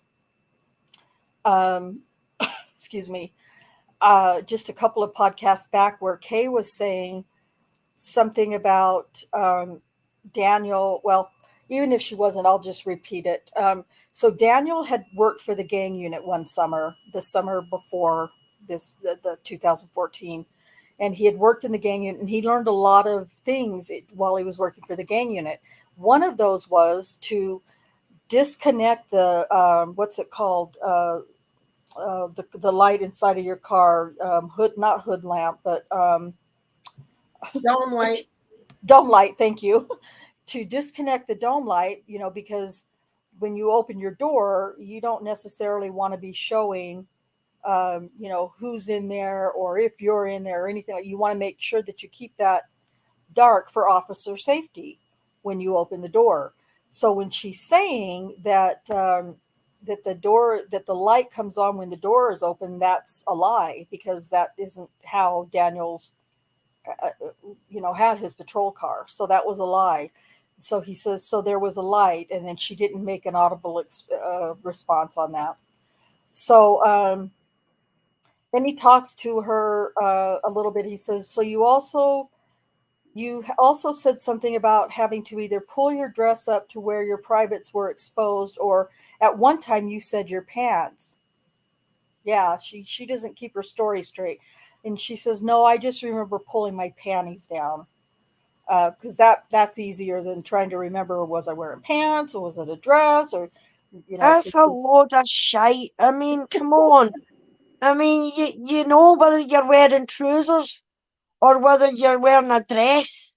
I You know kind of what I think mean? you would remember, but I know a sexual assault like that, or any kind of assault like that, you just don't always remember everything, and I get that. So No, you might not remember everything of the attack that happened, Rhonda, but you certainly remember what you were wearing.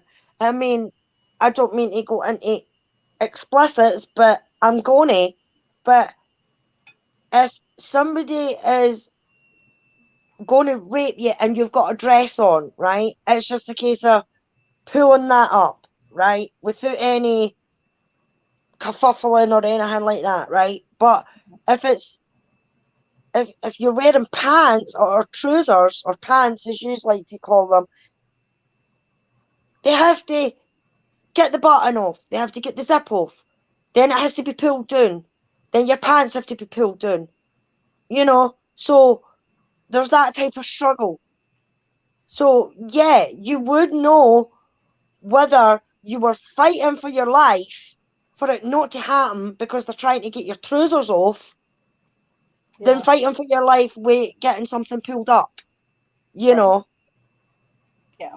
In my opinion, I mean, I'm just speculating on that part, but Right. Yeah.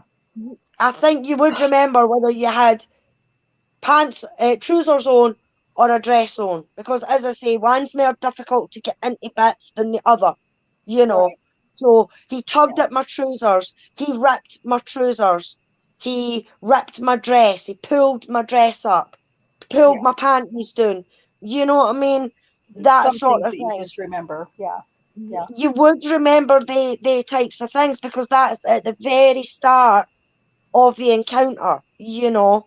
Right. So for her to say chopping and changing that, oh, I was wearing pants, I was wearing a I might have dress. been. I could have been. I don't remember, but maybe. Yeah, I think it Exactly. was a dress. Yeah. Yeah, that should Yeah. have been a big red flag. And I And hope to God that Daniel's lawyers, when they cross-examined her, I hope to God that they pulled her up on these things. Well, in the police report, you tell them that you were wearing pants and that he tell you to pull your trousers down and pull your pants down and then assaulted you in the back seat.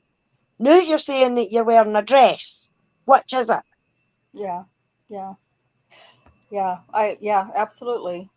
Yep. You're absolutely right. Okay. So, I mean, and these are just some PDFs I've made of some certain parts that I was, that I was given, but, so she said, again, so I don't know, I guess that's what I was going to say. So I don't know what the cross examination was or anything. I just know that these certain parts that, um, of showing the inconsistencies. So she says, he says, did you, okay, let's see. Okay, other than his penis going into your vagina, did you feel anything else back there? Yes, I felt like I might have been his gun or something poking my hip. You felt like his gun was poking your hip? Uh-huh. Did you see how he removed his penis from his pants? Now remember, in the police report, it says that he pulled his pants down. But now we've just kind of forgotten about all of that. And now we're just talking about his penis coming out of his pants. So she says, yeah, he just unzipped his fly. Okay, so his gun and stuff stayed on. Uh-huh. But his penis came out of his fly? Yes. That's contradictory to the police report. Yeah, that's a lie. That's a yeah, it's a lie. It's a lie. It's a lie. Yes. And so then Giger says, all right, in regards to the sexual intercourse, do you have any idea how long that lasted? She says, probably like 20 or 30 minutes. That's impossible. That is flat out impossible because he was pulling Janie Liggins over at least 30 minutes later, but I would dare say 20 minutes later, he was pulling Janie Liggins over. So that's a lie. Probably like 20 or 30 minutes. In her police report, she said 5, maybe 10 minutes. But now she's saying 20 or 30 minutes. And Giger tries to fix that. And he says, seemed like 20 or 30 minutes. Yeah. So she says probably like 20 or 30 minutes. And Giger tries to recover that a little bit by saying seemed like 20 or 30 minutes. Yeah, because he knows that's impossible. He knows that's a flat out lie. And she doesn't know whether or not he ejaculated, and he asks her, and she says, I don't think so. And he says, why don't you think so? Because I know the difference of that. It was just getting excitement or something out of it. He was, I don't know. Okay, well, and again, I'm not trying to be crude, but you've had sex before when someone has ejaculated. Uh-huh. It didn't feel like that. Uh-uh. Is that what you're saying? Yes. And then Giger has to get all, descriptive. Did you notice if there was any fluid or anything? And again, I'm not trying to be graphic, but was there any fluid on your leg or anything like that? Not that I can recall, she says. He says, okay, now you said at some point he also made you perform oral sex on him. Yes. How, and this is important too, because it's different than what the police report said. How were you positioned, or where was your body whenever you had to do the oral sex? I just like squatted down a little bit. Squatted down? So you're still outside the car? Uh huh. And did his penis go into your mouth? Yes. So those are just some highlights of that I could share with you. And now there are some parts of the deposition into the lawsuit that I'm able to share as well. This is Amber Gooch is the attorney for Kyle Bennett, who you know nothing about because he had nothing to do with the case, but he was somehow involved in the civil suit anyway. So this is in the civil suit. Amber Gooch, on behalf of Kyle Bennett, says, "Okay, do you recall when you were raped by him?" She says, "No." Amber Gooch says, "We talked earlier in the deposition that it was the year 2014. Yeah, but I don't know the month or none of that."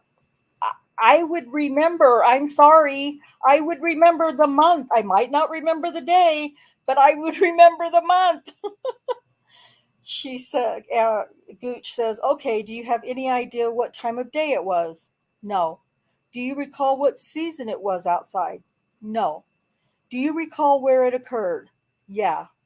"Where?" "Northeast." "Northeast what?" "Northeast over off Martin Luther King."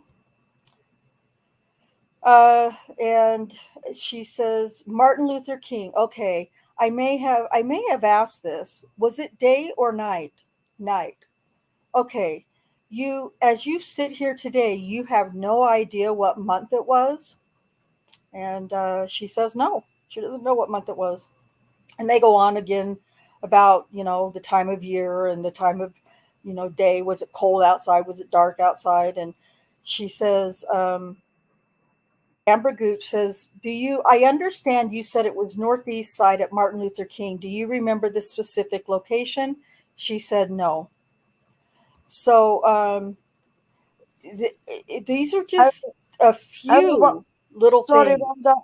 Our Williams asking, was she an addict? Yes, they all were. So, Dar William, exactly who can last that long? Well, so yeah, it's she was an addict. She had several felonies. She'd done time in prison, and all of those things. And it's, I mean, it was the strategy that the defense took, in defending Daniel, which I'm not sure was the best strategy, because I think that's partly what backfired and what hurt Daniel's case. But that's just my opinion, of course. I can't even begin to, speculate, any more than that. But so I'm just trying to get to some of these questions and comments here. I don't get why he's in jail, especially because he was a cop. Yeah, we don't get it either. Well, we know why and we know how, but we just don't know how it was allowed to happen. And let's see, I don't recall says, instead of going backwards from Janie, they went through all the others until they found someone who matched. That's exactly 100% right. And Shaz says, laugh out loud, Rhonda. I tend to refer to people like that as gutter rats. Yeah, gutter rats, hood rats. Yeah, some same kind of thing that, we've kind of. But I also, Kala Lyles just flat out lied. Everything she said was a flat out lie, and I believe, just like the others, that she was coached. So, yeah. Oh, it was Bates. So Bates was the one who talked about the fact that Daniel disconnected his dome light. And so I don't know if you heard my explanation, our William. It's been a minute, but it was for officer safety. He was taught that when he was working in the gang unit the summer before. It was for officer safety, to not have the light go on when the door was open, to, either show who was in the car, in the back seat, or that he was in the car, who was getting out of the car, whenever the door was opened. Yeah. Yeah, I agree. I agree, Shaz. There might have been some bullshit somewhere along the line. um, and Katniss makes a very Catnip makes the point that I kind of made too. I don't believe her. However, I do believe a victim can forget what they were wearing. And I mean, I think that there's lots of different things that, victims remember things differently or misremember things. And I get that. And, maybe that was just something that was so, I'm not saying in Kala Lyles' case, but, for some victims, that's, something that, that might be a small thing that your brain just doesn't need to think about or something. There could be, Yeah, but it's Just kind so of traumatic. almost The event the event's so yeah, traumatic that it's yeah, just blank. It just doesn't get right. And recorded. and I'm not saying that about Kayla Lyles or any of the other victims in this case or accusers in this case. I'm just saying I do believe in true victimhood or true victimology, describing a real hurt and damaged and assaulted woman or man, whatever the case may be, that there are some things that they can forget, and that could be one of them. Again, like Catnip, I don't believe Kayla Lyles. So yeah, no, I don't believe it either. But even at that, the when an incident like that happens, yeah, it's really really traumatic for the victim. But they also get recollections during the recovery, you know. So right, yeah, it's true too. That's true too. yeah, That's all true so too.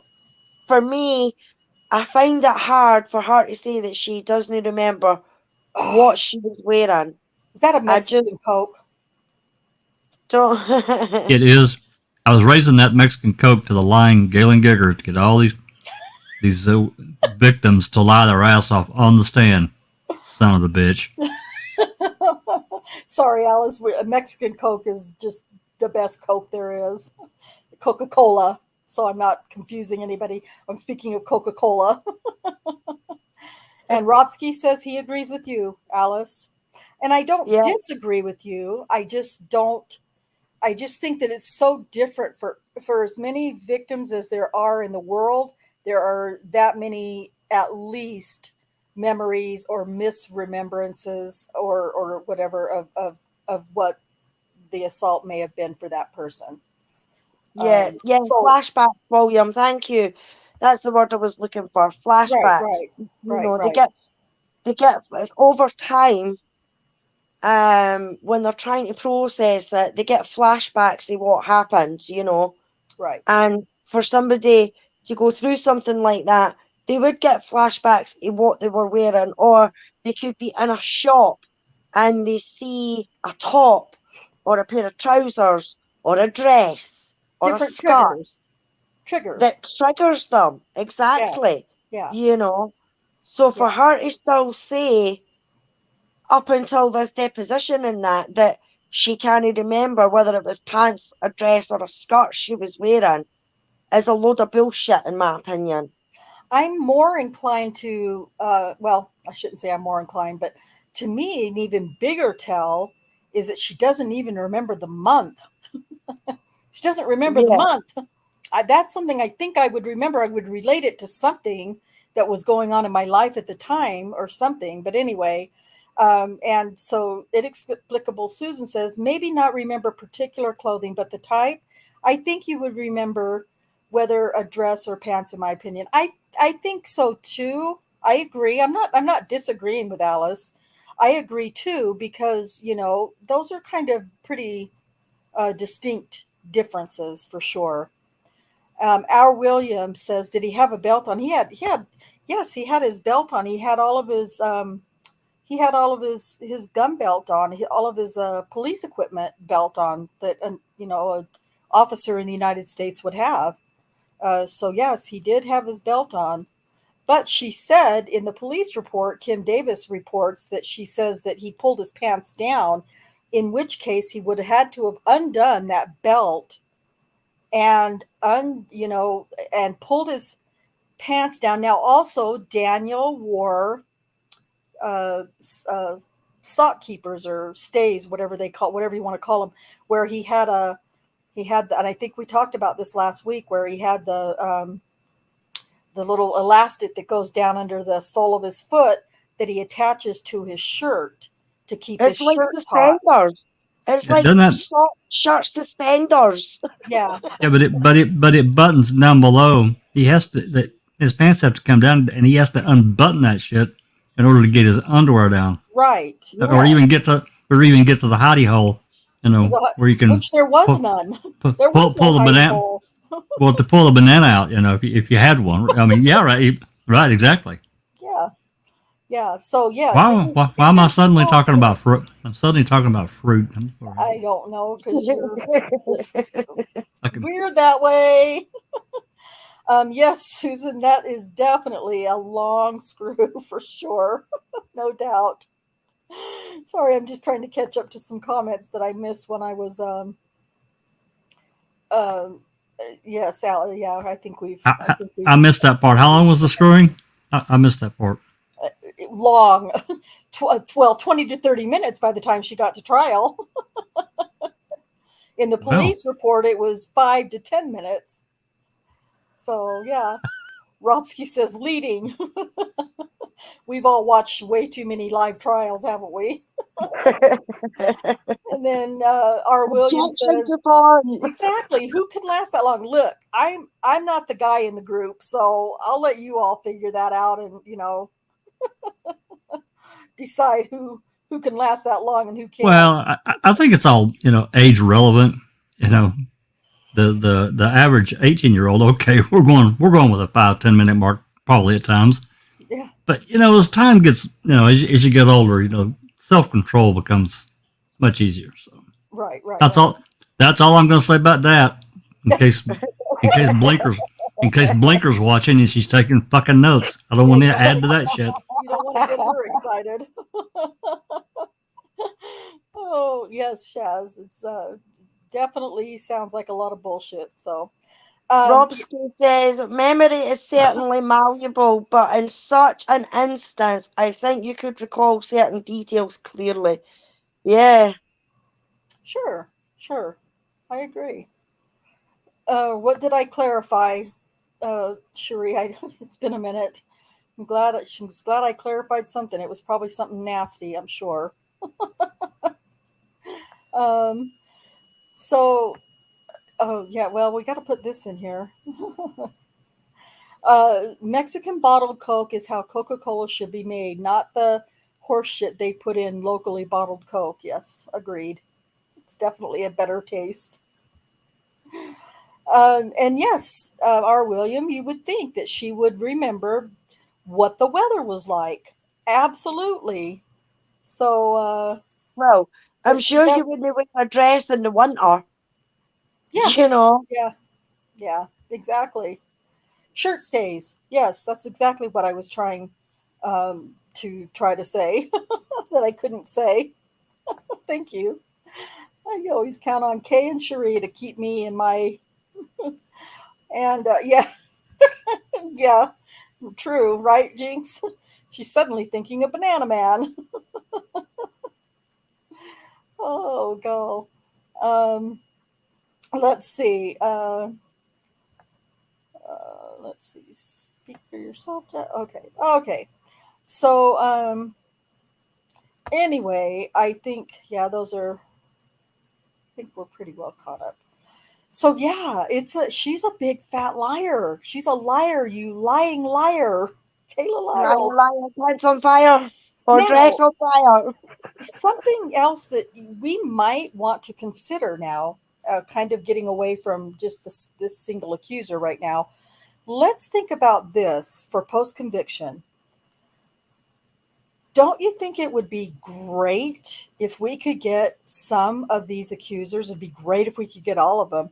But don't you think it'd be great if we could get some of these accusers to say, wait a minute, we are victims. We are victims of the Oklahoma City OKCPD, these investigators, the judge, we're victims of all of them because they got us to say things that weren't true, and we lied about things that weren't true because we were promised that we were going to win this great big uh, civil rights lawsuit, and now we got nothing.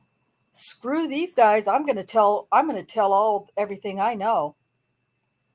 That would be amazing.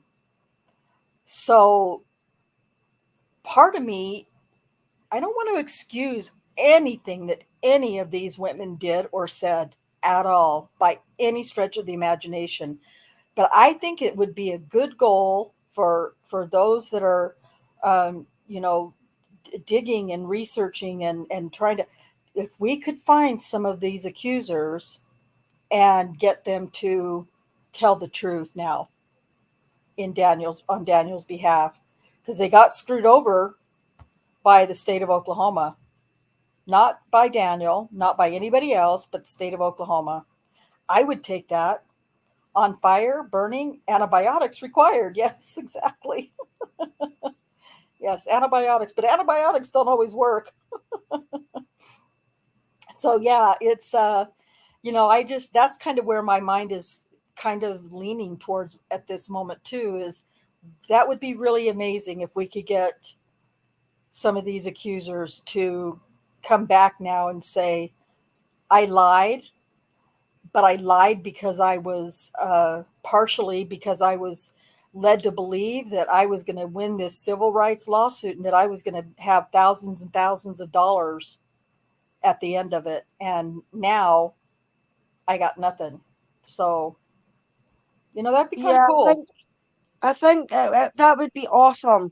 It would be awesome if any of them, one of them, two of them, three of them, whatever, came forward and done something Yeah, like that.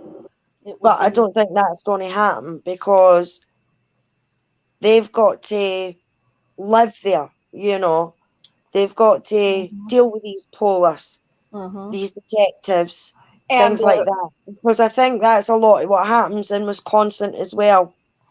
The people that you would expect to come forward that know that something's no wrong and know that the police is corrupt and everything like that, they don't, because they have to live in that community and they know these police. And I mean, with these women being prostitutes and addicts and everything like that, they've probably been picked up with the same police time and time and time after again.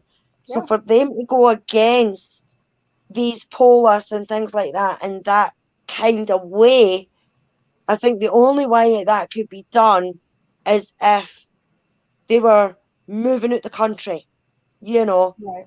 I'll say this, I'll give them a statement, and then I'm on a plane fucking out of here. I'm out. So as that they can't track me down. They'll no stop me in my car because they'll know my license plate and everything like that. I'll no get stopped if I'm just walking down the street. I think a lot of it is today with fear of what could come if things like that were to come out. If somebody was to come forward and say, they coerced me, they tell me to say this, they tell me to say that. When Blinky said that our recorder wasn't working or our phone, she didn't know how to work her phone, they were recording it, but they've kept it, things like that. I think they would be in fear of their life. True. That's how I hope if and when Daniel gets out, he moves away from Oklahoma. Same with Stephen and Brendan. I hope they do not stay in Wisconsin. I know they've got every right to, but if they've done this to them once, or in Stephen's case, twice, then they can do it again. And it could be something silly. I mean, if they get out and they're driving their car and they're on the way along the road and it starts to get dark and they turn on their lights and one of their lights isn't working and they get pulled over, then they can be huckled straight back into the jail for something petty like that. Yeah. With some police forces, I think they would be that petty, you know. Yeah. No, I understand. Yeah. Um, okay. Let's see. I need to get rid of something that I accidentally trying to do something here. Just bear with me 1 minute. Okay, that's not going to work either. Okay, so I'm about to wrap this up, but I have a note that I wanted to. So yeah, I mean, this is crazy. This is a crazy case, and hopefully we're winding down now. Well, we've got the civil suit out of the way, and so we're feeling really good about that. I want to say thank you, R. William. Thank you so much for being here and your comments and questions. We really appreciate it, and Yep. welcome you back for next time. Yep. So yeah, Shaz has got a comment. She says, I have a friend who was raped for years, suffered dozens sleeping pills. It was all stamped in her brain. It wouldn't go away. None of it. I was horrified when she told me the suffering. She couldn't sleep for years, was even hospitalized from the trauma, trying to get back to life. Rape is horrific, and I don't believe they forget so much. All of them. Yeah, I completely agree with that. It is horrible. It was horrible to happen to any woman, or any man, because males can get raped as well. So it's the most horrific thing that can happen to anybody. I just don't believe this woman at all. Just like I didn't believe Amber Turd. right, exactly. Well, and the stories that these women have told are just so outrageous and unbelievable, on their Yeah. face that. So, okay. Thank you so much, everybody, for your comments. Cherie and Jack and Alice, thank you so much for helping and for your comments. I want to read a note, and I'm not sure who this comes from. Possibly Daniel's family, or I'm not really sure. It's Daniel's family or the defense team or something. But I want to read this note to you, so that you guys all have this same information. It says Daniel's post conviction efforts are still underway as we gather new evidence supporting his innocence. The first step now that the civil lawsuits are over is for Daniel's attorney to request that his post conviction legal brief page limit be allowed to increase from 25 pages to 50 pages. We're familiar with that. Former Judge Henderson unfairly denied that request, even though the case is huge and we have so much new evidence to bring forward to the Oklahoma County District Court. Henderson was a biased judge having sexual and perhaps non-consensual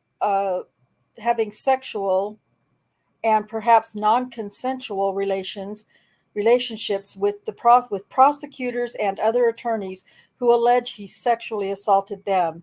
He should not have been making decisions about Daniel's case after allowing an unfair trial and then covering up OCPD forensic analyst Elaine Taylor's errors in Daniel's trial, which were the subject of secret hearings over which Judge Henderson presides in 2017 when he was sexually involved with an assistant district attorney, Kelly Collins.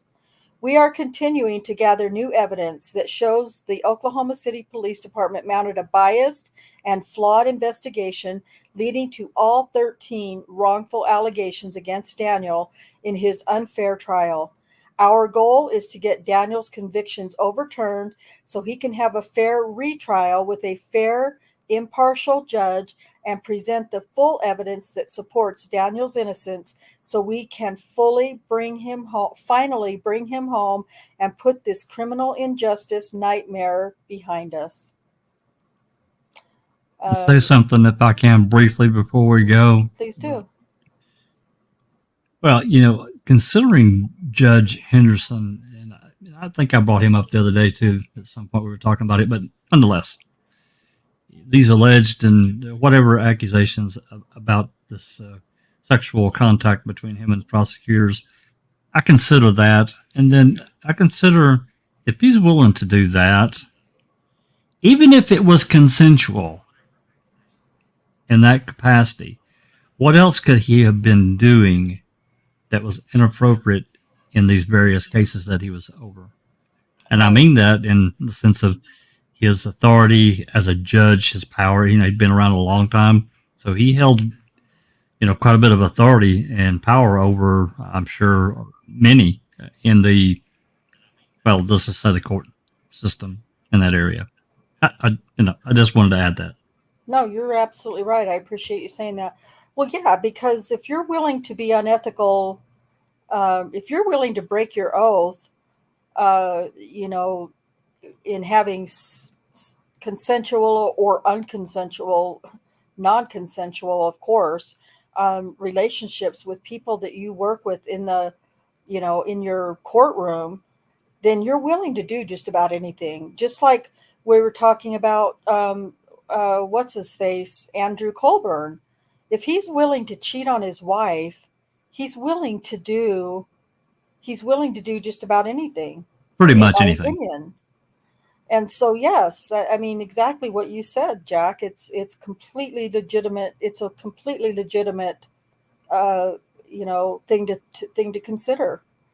Now, Judge Henderson, one of the trials that he presided over and there was a conviction on, he was in a, using my air quotes, consensual sexual relationship with but the prosecutor who prosecuted a case, and they found the defendant guilty. They got a guilty verdict on this case. That case got overturned, and I believe that's the Aaron Fort case in Oklahoma. That's been not overturned, but he's been granted a new trial because of that. And the Hashhagen case is now being reviewed to see if he gets to get a new trial because Henderson was involved. I believe it was the same time period. I'm not sure if it was the same ADA that he was having a relationship with, or if it was one of the other ones, because he had relationships with several of the female ADAs in that office. And so, Jack, were you going to say something? One last thing, and think about Adnan's case. Mm-hmm. These prosecutors kept some information buried on two other suspects that they kept buried and kept away from the defense. That just got found. Uh-huh. It finally got. I don't know who brought it forward. It doesn't matter at this point, I guess. But nonetheless, this information got brought forward, and that the state in that case has stood staunch for years and years. No, he did it, and come to find out, maybe he just didn't do it. He's proclaimed his innocence all his life, and boom, all of a sudden we found out they knew about two other people that they were really looking at, and they buried it so they could get him. It's just got to stop, Yeah. Yes, there was, Susan, a female ADA, Lori McConnell, was tried Daniel's case along with Galen Gigger, and I believe there has been recent information that she also had a consensual relationship with Judge Henderson.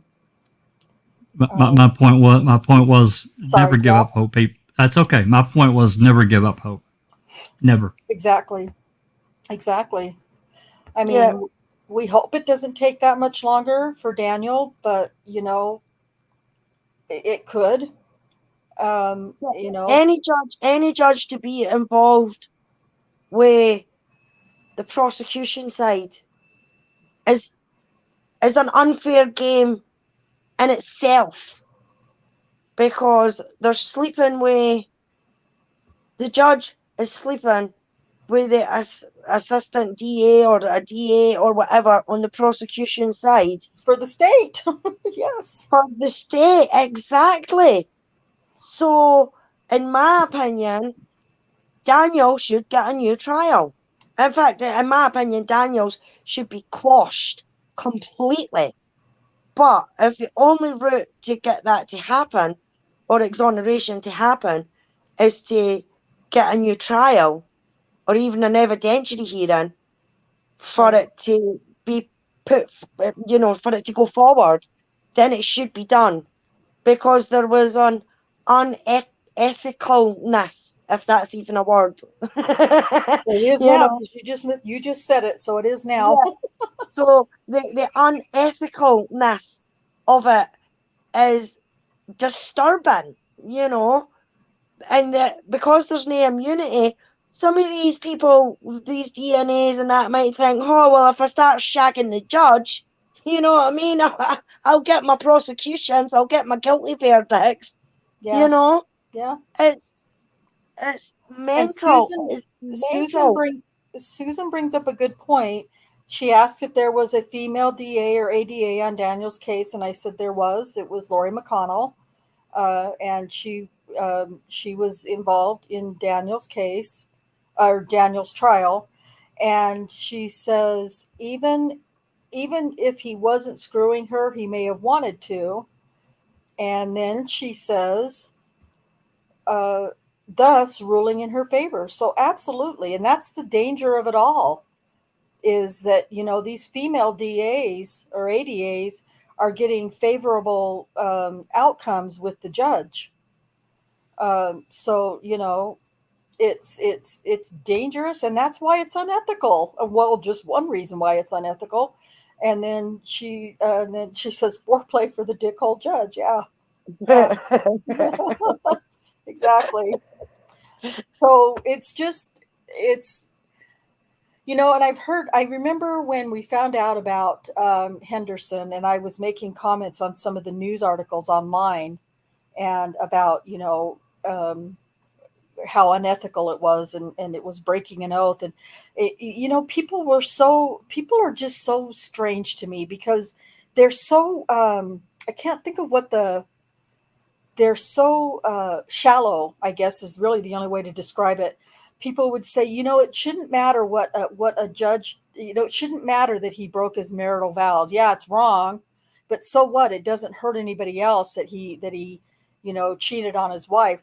Yes, it does. Number one, it's unethical to be doing that with.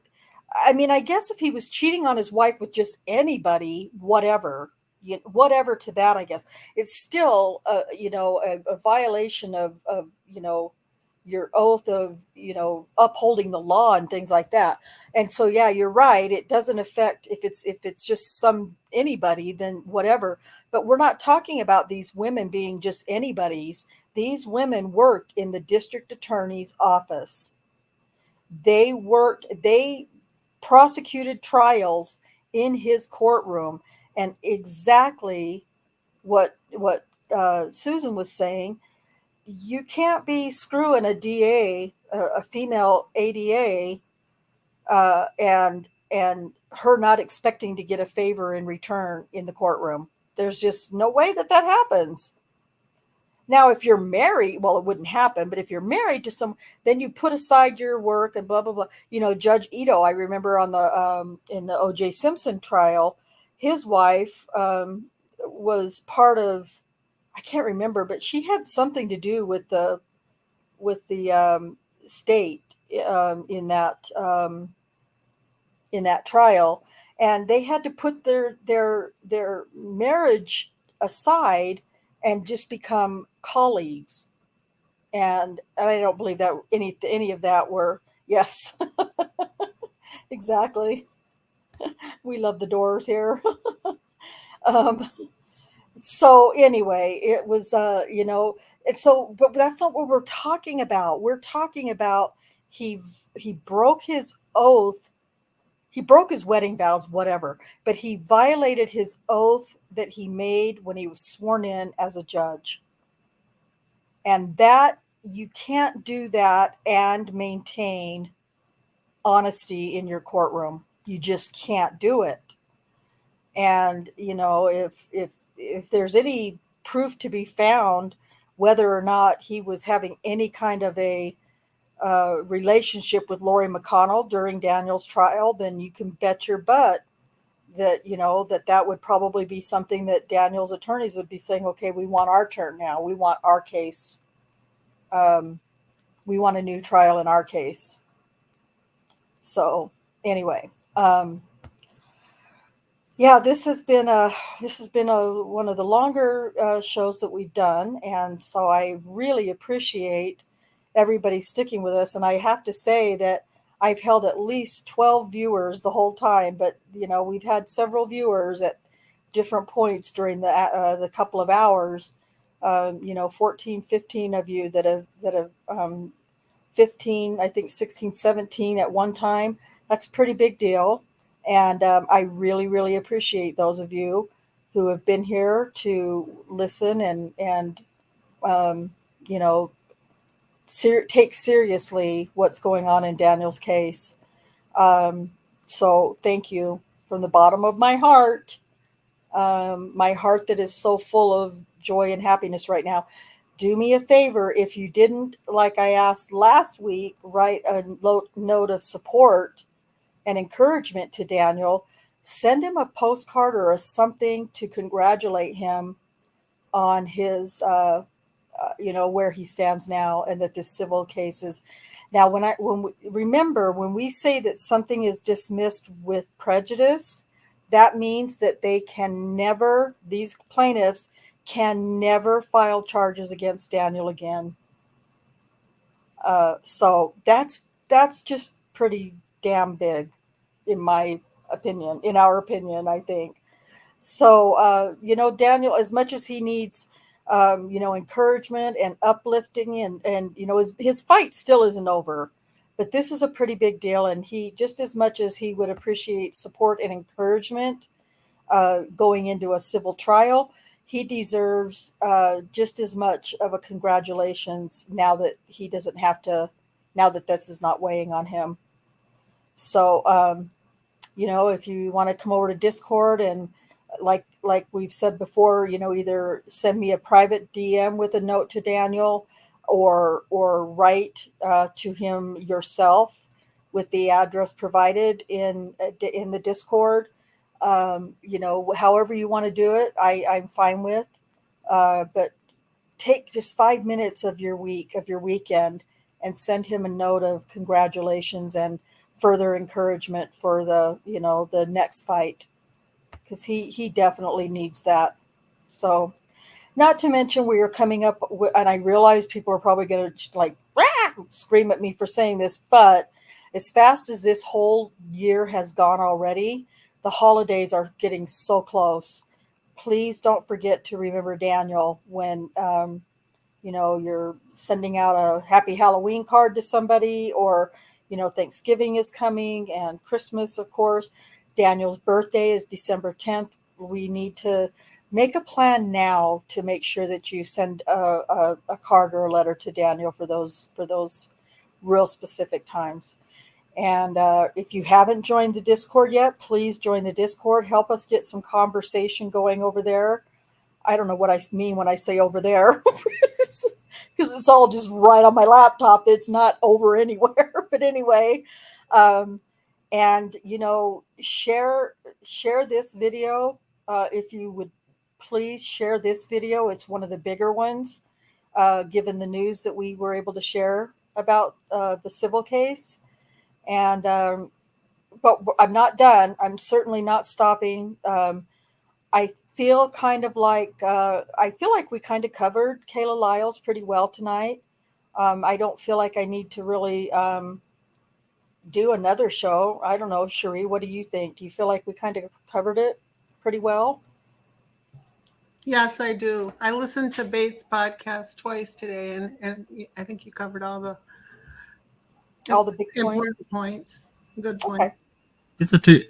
It's a two-parter, and I haven't gotten that far in Bates Investigates podcast yet, but I did notice because I posted both parts in the chat. So, Oh, okay. Thank you.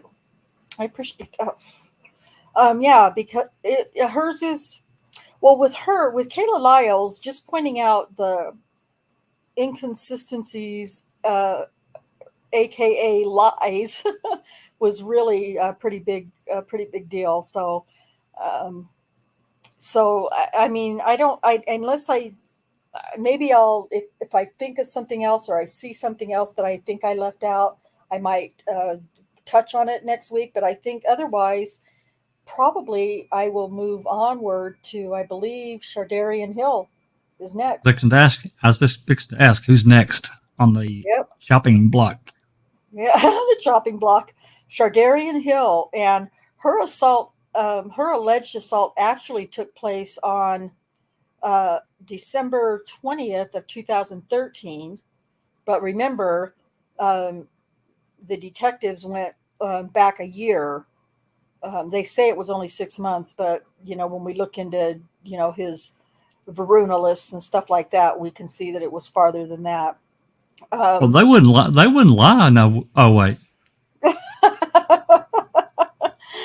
Oh yeah, and maybe he'll hear some more news about Richard Glossop as well. That's also, good news to hear about his case. And yeah, God, for God's sake, please do the right thing for Richard Glossop, because this is just ridiculous. But again, we have a new. Well, I think I said it was November 9th is his new scheduled execution date.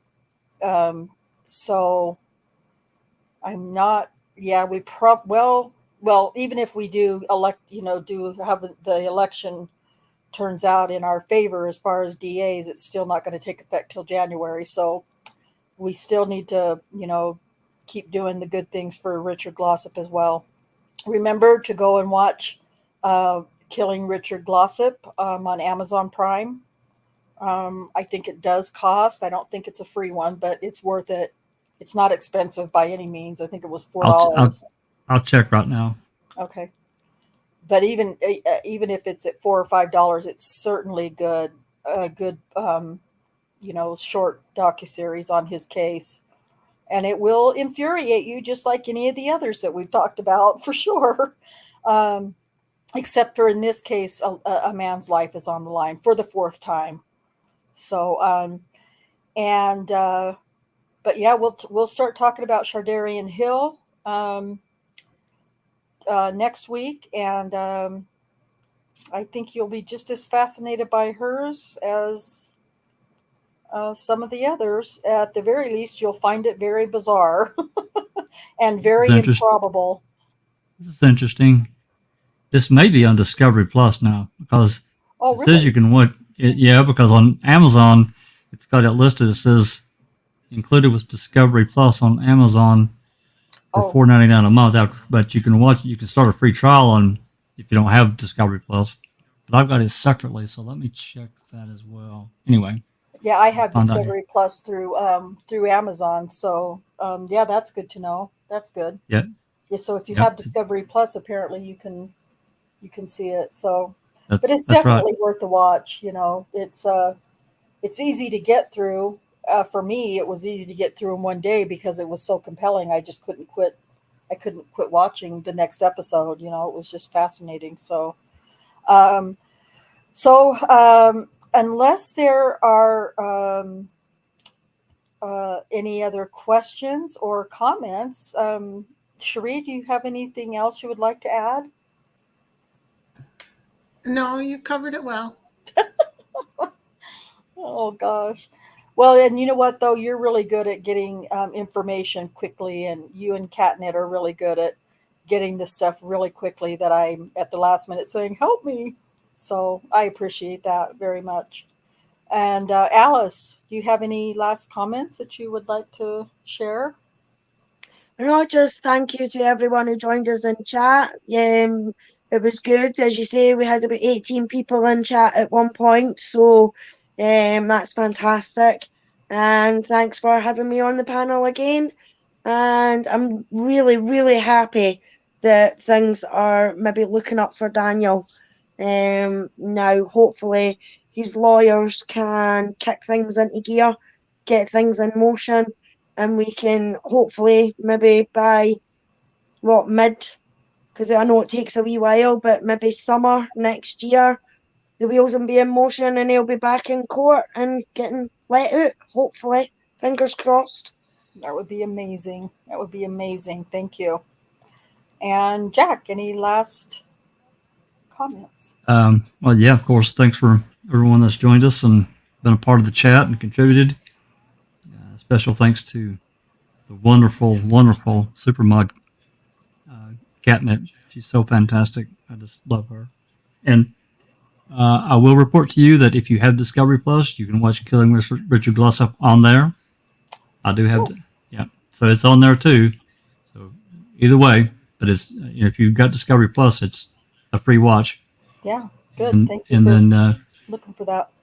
absolutely, and certainly good news for. I think it's fantastic news for both Daniel and for Richard Glossop. Hopefully this. And again, I look at Adnan's case, and they did the right thing. The court has done the right thing. Yep. And hopefully, with whatever's been discovered in Richard's case, if it's strong enough, they'll do the same thing and they'll let him out. Because that guy is innocent. Yes. Yeah, for sure. And thanks for having me.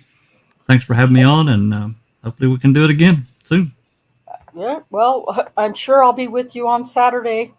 So, and Absolutely. Sunday, do another open mic on Sunday. Pack a lunch. Yeah, for sure. For real. All right.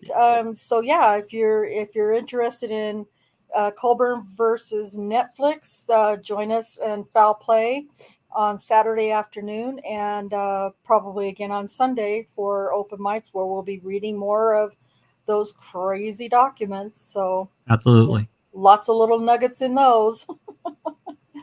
All right. Well, thank you, everybody in chat, and for everyone who stuck through this tonight with us. And do me a favor and please share this one. If you haven't shared any of them before, please share this one because I think there's a lot of good information regarding Daniel first and foremost, and Richard Glossop as well, and more exposure of lies. So until next time, peace out.